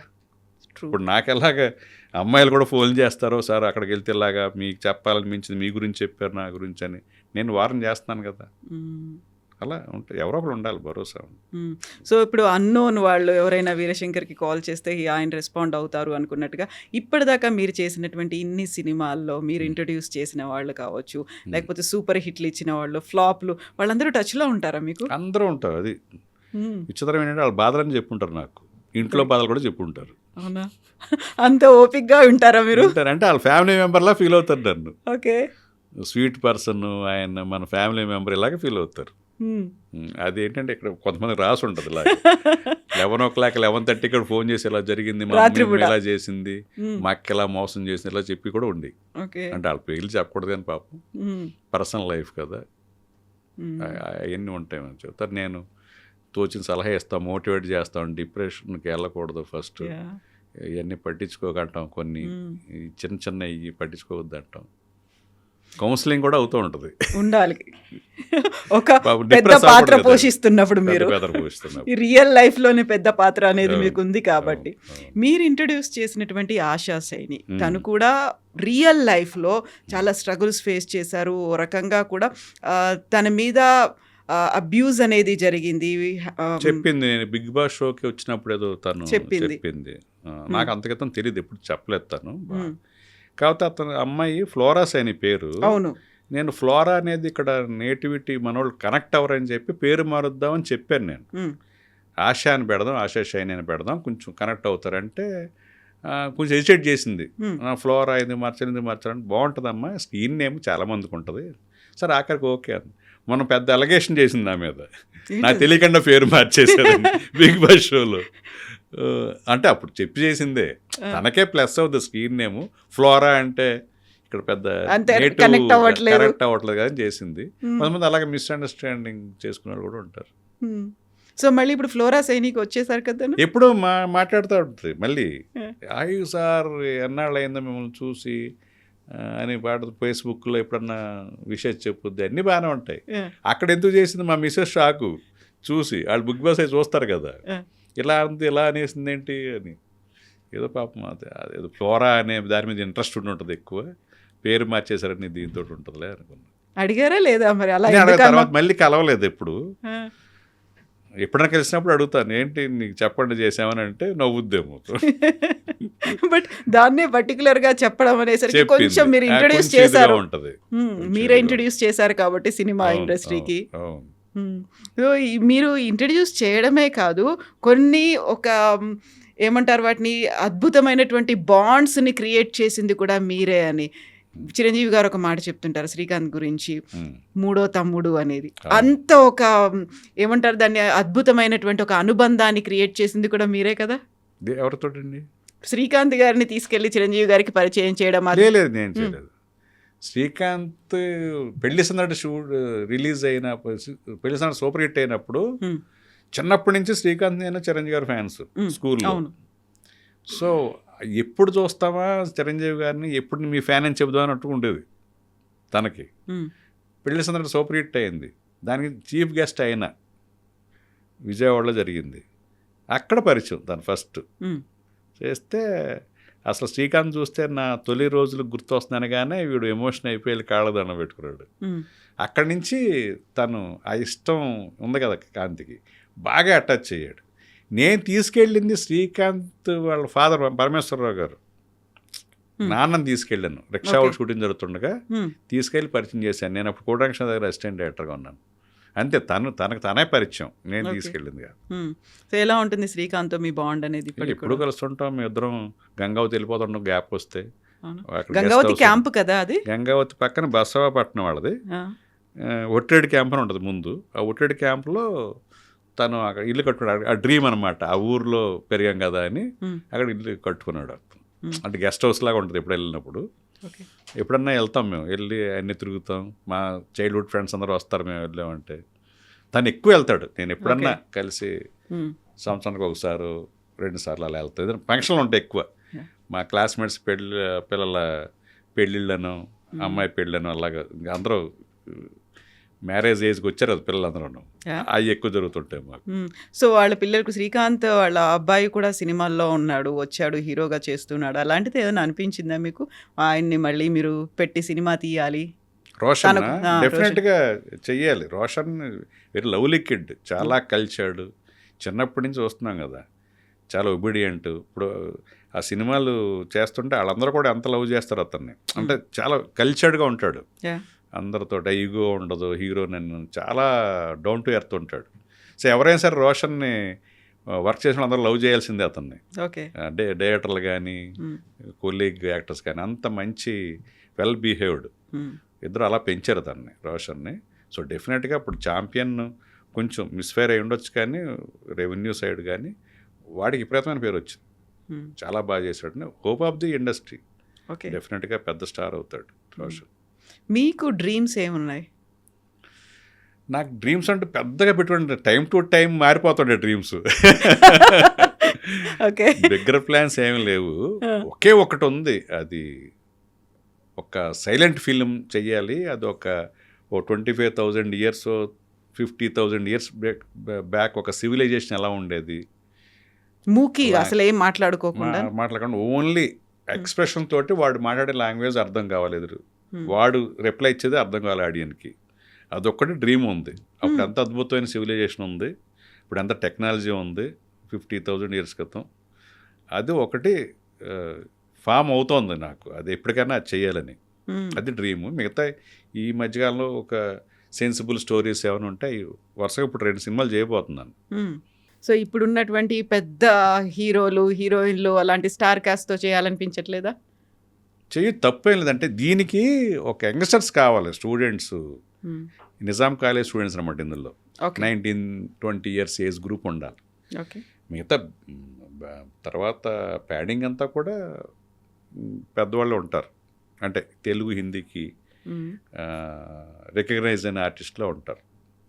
పెద్ద ప్రాజెక్ట్ ఇది. ఓకే. సో ప్రీ ప్రొడక్షన్ చాలా బాగా చేయాలి. డిసెంబర్ 1 నుంచి స్టార్ట్ చేసిన వర్క్ హ్మ్. మే ఎండ్ వరకు ప్రీ ప్రొడక్షన్ సరిపోతుంది. సో ఇప్పుడున్న టెక్నాలజీలో మీనేచర్ని వాడాలి, మోషన్ క్యాప్చరింగ్ వాడాలి, అన్రియల్ వాడాలి, ఏ టూల్స్ని విపరీతంగా యూటిలైజ్ చేసుకోవాలి. హ్మ్. ఇవన్నిటిని ఒరిజినల్ని ఎన్హాన్స్ చేసేటట్టుగా ఉపయోగించుకోవాలి అన్నీ ఒరిజినాలిటీని. ఓహ్! యాహ్! ఏది ఒక బ్లాక్ చూస్తే ఇదేదో ఏఐ జనరేట్ చేశారని తెలియకూడదు, లేకపోతే ఒక మోషన్ క్యాప్చరింగ్ చేసి తెలియకూడదు. ఒరిజినాలిటీని ఎన్హాన్స్ చేయడానికి వాడాలి ఇవన్నీ. హ్మ్. అది జరుగుతుంది ప్రీ ప్రొడక్షన్. సాయుధం కోసం బోల్డంత రీసెర్చ్ చేసినట్టుగా ఇప్పుడు ఏఐ మీద కూడా రీసెర్చ్ చేసినట్టున్నారు మీరు? ఏఐని మనం ఉండాలండి అప్డేట్. నేను టెక్నీషియన్స్తో మాట్లాడుతుంటాను, ఏమేమి టూల్స్ ఉన్నాయి, ఏ టూల్ వాడుకోవచ్చు, జెమినీలో ఎంతవరకు వాడవచ్చు, క్రాక్లో ఏ విధంగా వాడవచ్చు, ఈ వాయిలో ఎంతవరకు వాడవచ్చు, ఇలా డిఫరెంట్ ప్లాట్ఫామ్స్ ఉన్నాయి. హ్మ్. ఒక్కో ప్లాట్ఫామ్లో ఒకటి బాగా వస్తుంది. సో అన్ని ప్లాట్ఫామ్స్ సబ్స్క్రిప్షన్ తీసుకోవాలి మనం. హ్మ్. తీసుకొని అన్నిటిని ఏది మనం అనుకున్నట్టుగా యాప్ట్గా అవుతుంది, ఇమేజ్ జనరేషన్ ఎందులో బాగా అవుతుంది, వీడియో జనరేషన్ ఎందులో బాగా వస్తుంది. సో ఇవన్నీ కూడా యూజ్ చేసుకుంటే మనకి కాస్ట్ కట్టింగ్ ఈ రోజున ఏఏని కానీ, మోషన్ క్యాప్చరింగ్ కానీ, మీనేచర్ వర్క్ కానీ, ఇలాంటి ఒక మేజర్ ప్రాజెక్ట్ కూడా డెఫినెట్గా 50% కాస్ట్ రిడక్షన్ ఉంటుంది. హ్మ్. కాస్ట్ కటింగ్ ఉంటుంది. సాయుధంని మళ్ళీ ఒకటి రివైవ్ చేసి పవన్ కళ్యాణ్ గారితో తీయాలి అంటే అనేది సాయుధంలో ఉన్న ఒక పార్ట్నే ఇప్పుడు నేను చేస్తున్నారు. నేను అనేది చేయబోతున్నాను. అప్పుడు 6 months రీసెర్చ్ చేశారు. తార్నాకలో 6 months అంటే కూర్చొని ఈ అవన్నీ. రజాక్ గారు తర్వాత నారాయణమూర్తి గారు సినిమా తీశారు బైరాన్పేట, మన ఛాంపియన్. హ్మ్. ఇది వచ్చిన తర్వాత మన సాయుధం ఫ్రెష్గా ఉండదు, ఓకే. సాయుధంలో ఉంటుంది. బట్ నేను ఇప్పుడు చేయబోయేది వేరే యాంగిల్, ఇది ఎవరో టచ్ చేసింది కాదు, హ్మ్. ఒక సీక్రెట్ ట్రాన్స్మిషన్ మీద జరిగినది. అందులో పాట అదే టోటల్గా ఎలాబరేటెడ్గా దాన్ని ఒక ఫిల్మ్గా చేస్తున్నాం. హ్మ్. బట్ సాయుధం ఇప్పుడు వర్కౌట్ కాదు, ఎందుకంటే ఆ లుక్ అండ్ ఫీల్ చూసేశారు. Yeah. మన కథ ఎంత బాగున్నా అది ఫ్రెష్గా అనిపించదు ఇప్పుడు. అందుకు దాన్ని మళ్ళీ చెయ్యాలని అనిపించలేదు ఇంకా. సో కళ్యాణ్ గారితో మళ్ళీ ఏదన్నా ప్లాన్ ఉందా, చేస్తారా? చూడాలండి, ఎప్పుడన్నా చేయొచ్చు, గుర్రం ఎగరవచ్చు అన్నట్టుగా. ఎప్పుడన్నా మళ్ళీ ఆయన ఎప్పుడు అదేం లేదు, ఆయన మనసులో అనిపిస్తే ఆయనే పిలుస్తాడు అంతే. హ్మ్. ట్రై చేస్తే అవ్వదు ఎప్పుడు ఆయన దగ్గర, ఆయనకి అనిపించాలి అంతే. హ్మ్. కాకపోతే ఎప్పుడన్నా పిలుపు రావచ్చు, బట్ ఆయన కూడా ఫుల్ టైమ్ సినిమాలు చేయట్లేదు కదా, అవును. ఒకటి తర్వాత ఒకటి Selectiveగా మాత్రం సెలెక్టివ్గా ఎప్పుడు. వెళ్తున్నారు. హ్మ్. సో అలాంటి హోప్ ఉంటే చాలా డౌన్ టు ఎర్త్ మనిషి, కమిట్మెంట్ ఉన్నవాడు, ఆయన సర్వీస్ ఓరియంటెడ్గా ఉండేవాడు. డెఫినెట్గా ఆయన వ్యక్తిత్వానికి చాలామంది ఫిదా అవుతారు, అంటే అతనితో ఎక్స్పీరియన్స్ ఉన్నవాళ్ళు హ్మ్. అంత అలా ఉంటాడు. కాబట్టి ముందు అసలు ఆ సాహచర్యం చాలా మంచి ఎంజాయ్ చేస్తున్నారు దాన్ని. చేయొచ్చు, హ్మ్. అది చేయొచ్చు, అది ఉంటుంది. ఓకే. రెగ్యులర్గా అందరితోటి ఒక రకమైన ఎక్స్పీరియన్స్ ఉంటుంది, ఆయనతో ఒక you can cherish those moments. Yes డెఫినెట్గా. ఇప్పుడు మళ్ళీ అందరికీ తెలియంది అంటే స్పిరిచువల్ పర్సన్, బాగా అయ్యా. చాలా స్పిరిచువల్. అంటే ఇప్పుడు ఈ సనాతన ధర్మం గురించి మాట్లాడడానికి కాదు, ముందు నుంచి కూడా మెడిటేషన్ చాలా అసలు యాక్సెస్ చేయగలడు. అలాంటి చాలా సందర్భాలు ఉన్నాయి మాకు హ్మ్. గుడుంబ టైంలో. అవునా? చెప్పేవాళ్ళ, షేర్ చేసుకునే వాళ్ళ డివోషన్ గురించో, మెడిటేషన్ అది ఆయన చెప్పడం ప్రీచింగ్ ఎప్పుడు ఉండేది కాదు. అంటే మేము ఇది చాలాసార్లు ఆ journey. చెప్పాను నేను, మెడ్సిటీలో షూటింగ్ జరుగుతుంది జానీ, మేమంతా వెళ్ళాం, నేను, కవి సిద్ధార్థ, నాగబాబు గారు ముగ్గురు వెళ్ళాం. నెక్స్ట్ సినిమా మాదే కదా. బట్ ఒక వర్షం వెలిసిపోయి అక్కడంతా బురదగా ఉంది, అక్కడ కొంచెం ఒక కోతి అక్కడ ఒక కుక్కని బెదిరిస్తుంది, ఆ ప్లేస్ రానివ్వకుండా. అది బెదురుతుంది కుక్క, మేము చూసి నవ్వుకుంటూ ఉన్నాం. ఈయన వచ్చాడు షార్ట్ గ్యాప్లో, ఏంటి నవ్వుతున్నారంటే, అదే ఇక్కడ కోతి ఒకటి ఇందాక కుక్కని బెదిరిస్తుంది, మొత్తం దాని అడ్డాలాగా ఫీల్ అవుతుంది, అవునా అని అలాగా ఏదో ట్రాన్స్లోకి వెళ్ళిపోయాడు. చెప్తే ఎలాగంటే ట్రాన్స్లోకి వెళ్ళిపోయింటే మేము చూస్తున్నాం, మాట్లాడబోతుంటే కోతి వచ్చేసింది ఇక్కడికి. కోతిని అలా చూశాడు, ఎదురుగా టీపే ఉంది, టీపే మీద ఎగిరింది. టీపే మీద ఎగిరి ఆయన ఒళ్ళో ఎగిరి కూర్చుంది. ఈయన కరెక్ట్గా ఒళ్ళు ఎగిరేటప్పుడు 2 కాళ్ళు ఇలా పెట్టాడు దానికి. అది అడ్జస్ట్ అయ్యేట్టుగా ఒళ్ళు విరుచుకుని, మన మంచం మీద ఒళ్ళు విరుచుకుంటాం కదా, ఇక్కడ దూకి వెళ్ళకెలా పడుకుని ఒళ్ళు విరుచుకుని మళ్ళీ దూకేసి ఒకసారి ఈయన ఒక చూసి వెళ్ళిపోయింది. మాకు షాక్ అయ్యాం, ఇదేంటి ఇలా అది రావటం ఏంటి, దాన్ని చెప్తే ఈయన ఒళ్ళోకి వచ్చి వెళ్ళటం ఏంటని. అంటే మేము కొంచెం షాకింగ్గా ఏం జరిగిందని చూస్తున్నాం ముగ్గురు, నాకు నేను. అదే మీరు చెప్తున్నారు కదా కోతి, ఏం జరిగింది మాకేం అర్థం కాలేదంటే, మీరు చెప్తున్నారు కదా అది ఇక్కడ అంత చాలా డర్టీగా ఉంటుంది అని దాని గురించి ఆలోచిస్తున్నాను నేను డర్టీగా లేని, శుభ్రంగా ఉన్నాను, క్లీన్గా ఉన్నానని చెప్పి వెళ్ళింది అది అన్నాడు. ఇది ఎవరికి చెప్పినా అబ్బో ఏదో చెప్తున్నారు అన్నట్టుగా ఉంటాయి. బట్ రియల్గా మా ముగ్గురికి జరిగిన ఎక్స్పీరియన్స్, నా ఒక్కడికే కాదు. నాగబాబు గారు ఉన్నాడు, కవి సిద్ధార్థ ఆయన ఉన్నాడు, నేను ముగ్గురు ఉన్నాం.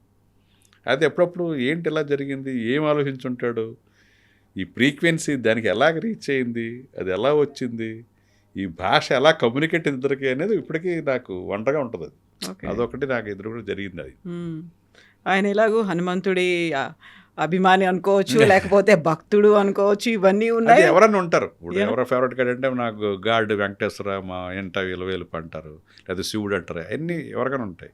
కానీ ఈ ఎక్స్పీరియన్స్ నేను అనుకున్నాను అంటే అది నేను క్లీన్గా ఉన్నాను చెప్పి వెళ్ళిందంటే ఇప్పటికీ అర్థం కాలేదు నాకు ఎలా కమ్యూనికేట్ అయింది దానికి అని. సో ట్రూ, కొన్ని ఉంటాయి అలా కోఇన్సిడెంట్ అనుకుంటాం కానీ అది కొంచెం మ్యాచ్ అవుతూ ఉంటాయి ఆ టైం. సో ఇప్పుడు మళ్ళీ మీరు ఎన్నికల బరిలో ఉన్నారు. నేను లేనండి, మీ ప్యానెల్ ఉంది.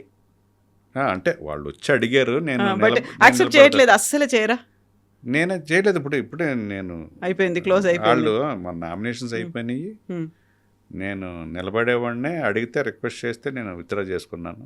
అదే రెడీ అయిపోయారు అంతా. వాళ్ళకి ఈసారికి మా ఛాన్స్ ఇవ్వండి అంటే నేను విత్డ్రా చేసుకున్నాను. నేను ఇంకెప్పుడు లేదు. సో ఇంకొక ఫ్రెష్ థాట్స్కి వాళ్ళకి ఒక స్పేస్ ఇవ్వాలి కదా. ఇప్పుడు మన ఏదో మన సొంత సంస్థలాగా మనమే కాకుండా వాళ్ళకి కూడా ఛాన్స్ ఇస్తే వాళ్ళు కూడా సర్వీస్ చేస్తారు. ఎవరైనా వచ్చి అల్టిమేట్గా మెంబర్స్కి not only insurance and mid day meal, health చెకప్లు కాకుండా ఒక్కోసారి సెల్ఫ్ రెస్పెక్ట్ విషయాలు వస్తాయి. కొన్ని స్పాట్లో మమ్మల్ని ఇలాగా అబ్యూజ్ చేశారు, మమ్మల్ని తిట్టారు, ఆ రెస్పెక్ట్ కూడా కాపాడాల్సింది. ఎందుకంటే అది మెయిన్గా ఉంటుంది, ఆత్మగౌరవం అనేది. అలాంటి ఇష్యూల్లో వీళ్ళు నిలబడి ఇటు కార్మికుల్ని ప్రొడ్యూసర్ల కష్టాలు చెప్పి ఒప్పించగలగాలి, అలాగే ప్రొడ్యూసర్లను కూడా కష్టపడే వాళ్ళని గుర్తించండి అని వాళ్ళకి మేజర్గా చేయాలి. ఆ బ్యాలెన్స్ చేయగలరు డైరెక్షన్ డిపార్ట్మెంట్. ఒక బ్రిడ్జ్లా ఉండాలి. ఇప్పుడు కొంతమంది కొత్త జనరేషన్ వాళ్ళు ఏంటంటే ప్రొడ్యూసర్లు మీరు ఫెడరేషన్తో ఉంటున్నారు ఏంటండి, టెక్నికల్గా ఇప్పుడు మద్రాసులోను కర్ణాటకలోను అందరూ కూడా ఫెడరేషన్లోనూ భాగంగా ఉంటాం. బట్ ఉన్నాం కదా అని వీళ్ళు తప్పులు చేసిన వీళ్ళని సమర్థించడం, లేకపోతే వాళ్ళు తప్పులు చేస్తే మన ప్రొడ్యూసర్ కదా వాళ్ళ సమర్థించడం ఉండకూడదు. మనం పెద్ద మనిషి వ్యవహారమే చెయ్యాలి. ఎవరు తప్ప మీరు తప్పు అని చెప్పగలరు, వీళ్ళు తప్పు చేసినా వీళ్ళు తప్పు అని చెప్పగలరు వర్కర్స్ని. సో ఆ సయోధ్యకు వచ్చే దాంట్లో ప్రముఖ పాత్ర డైరెక్షన్ డిపార్ట్మెంట్ చేయాలి. కొంతమంది అలా లేరు ఇప్పుడున్న వచ్చిన వాళ్ళు. మొన్న ఫెడరేషన్ స్ట్రైక్ జరిగినప్పుడు మనం ఏంటండి ఫెడరేషన్ ఉండటం ఏంటండి, అసలు ప్రొడ్యూసర్లు అందరూ తిట్టుకుంటున్నారండి. ప్రొడ్యూసర్లు అందరూ తిట్టుకోరు, నీ పరిచయం నలుగురు ఎదురు తిట్టుకుంటారు వాళ్ళు తెలియక. బట్ మేము అక్కడ ఉండటం వల్లే ఆ సయోధ్య కుదర్చగలిగాం మొన్న స్ట్రైక్ దానికి. వీళ్ళకి తెలియక, కొంతమంది కొత్త డైరెక్టర్లు తెలియదు అది. అనుకోకుండా వాళ్ళు కూడా తెలుసుకోకుండా డైరెక్షన్ డిపార్ట్మెంటు ఇలా చేయడం కరెక్ట్ కాదు, మా వాళ్ళు ఫెడరేషన్ అయిపోయినారని వీళ్ళే అనేసుకుని లేనిపోని కన్ఫ్యూజన్ క్రియేట్ చేశారు ప్రొడ్యూసర్. ఆ తర్వాత వాళ్ళకి తెలిసి వచ్చేలా చెప్పాం మనం. తెలియని తనం అది. మనం ఎవరి తరఫున ఉండకూడదు, న్యూట్రల్గా ఉండాలి. వీళ్ళకి అన్యాయం జరిగితే వీళ్ళు న్యాయం చేయండి అన్నట్టుగా వాళ్ళకి ప్రొడ్యూసర్లు కూడా చాలా రిస్క్ చేస్తారు. నిజంగా రిస్క్ వాళ్ళదే ఉంటుంది. వాళ్ళకి ఏదైనా ఇబ్బంది కలిగిస్తే కరెక్ట్ కాదు, ప్రొడ్యూసర్ వాళ్ళు ఇబ్బంది చేయకూడదని వీళ్ళకి చెప్పగలగాలి. అది చేయగలగాలి అంటున్నాను. ఎవరో ఒకరు చేసేవారు. దాసనారాయణ గారు అన్నాళ్ళు ఉండి చేసిన పని అదే కదా. మరి ఆయన పెద్దరికి ఏమైనా పోయిందా? ఆయన ఫెడరేషన్ వైపు ఉన్నారని ఆయన తిట్టుకున్నారా? ఆయన కరమీల పక్షపాతి అనేవారు. అయినా కూడా ప్రొడ్యూసర్లకి ఏదైనా ఇబ్బంది అయితే వాళ్ళతో మాట్లాడి సెటిల్ చేసేవారు. అది ఆ పాత్ర మనం చెయ్యాలి. ఇప్పుడు దాసరి గారు లేని లోటు అలాంటిది ఏదైనా కనిపిస్తుందా? సమ్వన్ షుడ్ ఎమర్జ్, ఆ ప్లేస్లో అలా ఉండాలి అనేది. డెఫినెట్గా అలా ఒకటైతే ఉంది. ఆయన మాట మీద ఎవరో కాదనేవారు కాదు, ఇలా చేసుకోండి అంటే చేసేవాళ్ళు. ఇప్పుడు కొంచెం అది ఒక గంటలో తేలిపోయే వ్యవహారం అయిన ఉంటే ఇప్పుడు 10 రోజులు 12 రోజులు పడుతుంది. వాదోపవాదాలు, ఆర్గ్యుమెంట్స్, ఈగోలు అన్నీ ఉంటాయి. సో ఆ లోటు అయితే ఉంది, డెఫినెట్గా ఉంది. ఇండస్ట్రీ అందరికీ తెలుసు ఆ లోటు ఉంది. ఎవరు అంటే ఏం చెప్తారు అలాంటి ప్లేస్లో ఉండాలి అంటే? ఎవరికి ఇంట్రెస్ట్ లేదండి అలాగే ఉండాలని, లేదా అసలు ఎవరికి ఇంట్రెస్ట్ లేదు అసలు. అంటే ఆ పర్సనాలిటీ ఎక్కడ ఉంది ఇప్పుడు అసలు? ఆ పెద్దరికంగా అటు ఇటు చెప్పగలేదు. కొంతమంది ఏంటంటే ఇటు చెడు అవుతాం, వాళ్ళకి చెడు అవుతాం, వీళ్ళకి మంచి చేస్తే వాళ్ళకి చెడు అవుతాం అని ఎస్కేపిజంలో ఉన్నారు తప్ప నిజంగా అంటే ఇంకా ఇష్యూస్ వచ్చినప్పుడు కూర్చుని వాదోపాదులతో తేల్చుకోవాల్సిందే తప్ప అలాంటి పర్సనాలిటీ ఇప్పుడు ఎవరు లేరు. సో చిరంజీవి గారి వెళ్ళి మీరు పెద్దరికం వహించాలంటే అదొక పాత్ర అని ఆయన అనుకోడు. ఆయన చాలా సెన్సిబుల్, ఆయనకి ఆ ఇంట్రెస్ట్ లేదు. వీళ్ళు వెళ్ళి బలవంతం చేస్తారు తప్ప ఆయనకి ఆయన దాసరిగా ఒక్కొక్కళ్ళు ఒక్కొక్క మెంటాలిటీ ఉంటుంది కదా. ఆయన పీస్ఫుల్గా మనం తోచింది మనం చెయ్యాలి తప్ప సర్వీసు ఈ గొడవలు ఎందుకు అనుకుంటాడు ఆయన మెంటాలిటీ. అని డెఫినెట్గా మరి కరోనా టైంలో ఆయనే ముందుకు వచ్చి CCC పెట్టి అందరికీ గ్రాసరీస్ అందరూ సీఎంల దగ్గరికి వెళ్ళి డొనేషన్లు ఇస్తుంటే ఆయన అలా కాదు, మనం నమ్ముకున్న టెక్నీషియన్లకి మనం ఆదుకోవాలని చెప్పి మన CCC చేశారు. సిలిండర్స్ పంపించారు. తర్వాత బ్లడ్ బ్యాంక్ ద్వారా ఎంతో చారిటీ చేస్తున్నారు. అందరినీ ఎమోషన్స్ని తగ్గించి అందరం రక్తదాతలను చేసి ఆయన చేయలు చేశారు. అది బాలకృష్ణ గారు క్యాన్సర్ హాస్పిటల్లో ఆయన చేయగలిగింది ఆయన చేస్తున్నారు. ప్రీ క్యాంపులు పెడుతున్నారు, క్యాన్సర్ టెస్టులు చేస్తున్నారు. సో వాళ్ళ స్థాయిని బట్టి వాళ్ళు ఏం అది చేస్తారు. అన్నీ ఒకళ్ళే చేసేయాలనుకోవడం తప్పు కదండి. ఏదో ఫస్ట్ చిరంజీవి గారు చెయ్యాలి కదా ఇదేదో అనుకుంటారు, ప్రతిదానికి చిరంజీవి గారే చేయాలనుకుంటారు. అది తప్పు కదా. ఆయన స్థాయిని బట్టి ఆయన చేయబట్టి బోల్డ్ అంత సర్వీస్ చేస్తున్నట్టే ఆయన లెక్క. ఇక ప్రతిదీ ఆయనే చేయాలంటే కష్టం కదా. Thank you so much Shankar. Thank you. We took long time but many more మీ 5 కవర్ అయినా ఎందుకు లేదు, మెనీ మోర్ థింగ్స్ ఇంకా చాలా కూడా ఉన్నాయి మాట్లాడుకోవడానికి. ఒక్కో టాపిక్ గంట మాట్లాడుకోవచ్చు. మళ్ళీ మనం మాట్లాడుకుందాం. Thank you so much. Thank you.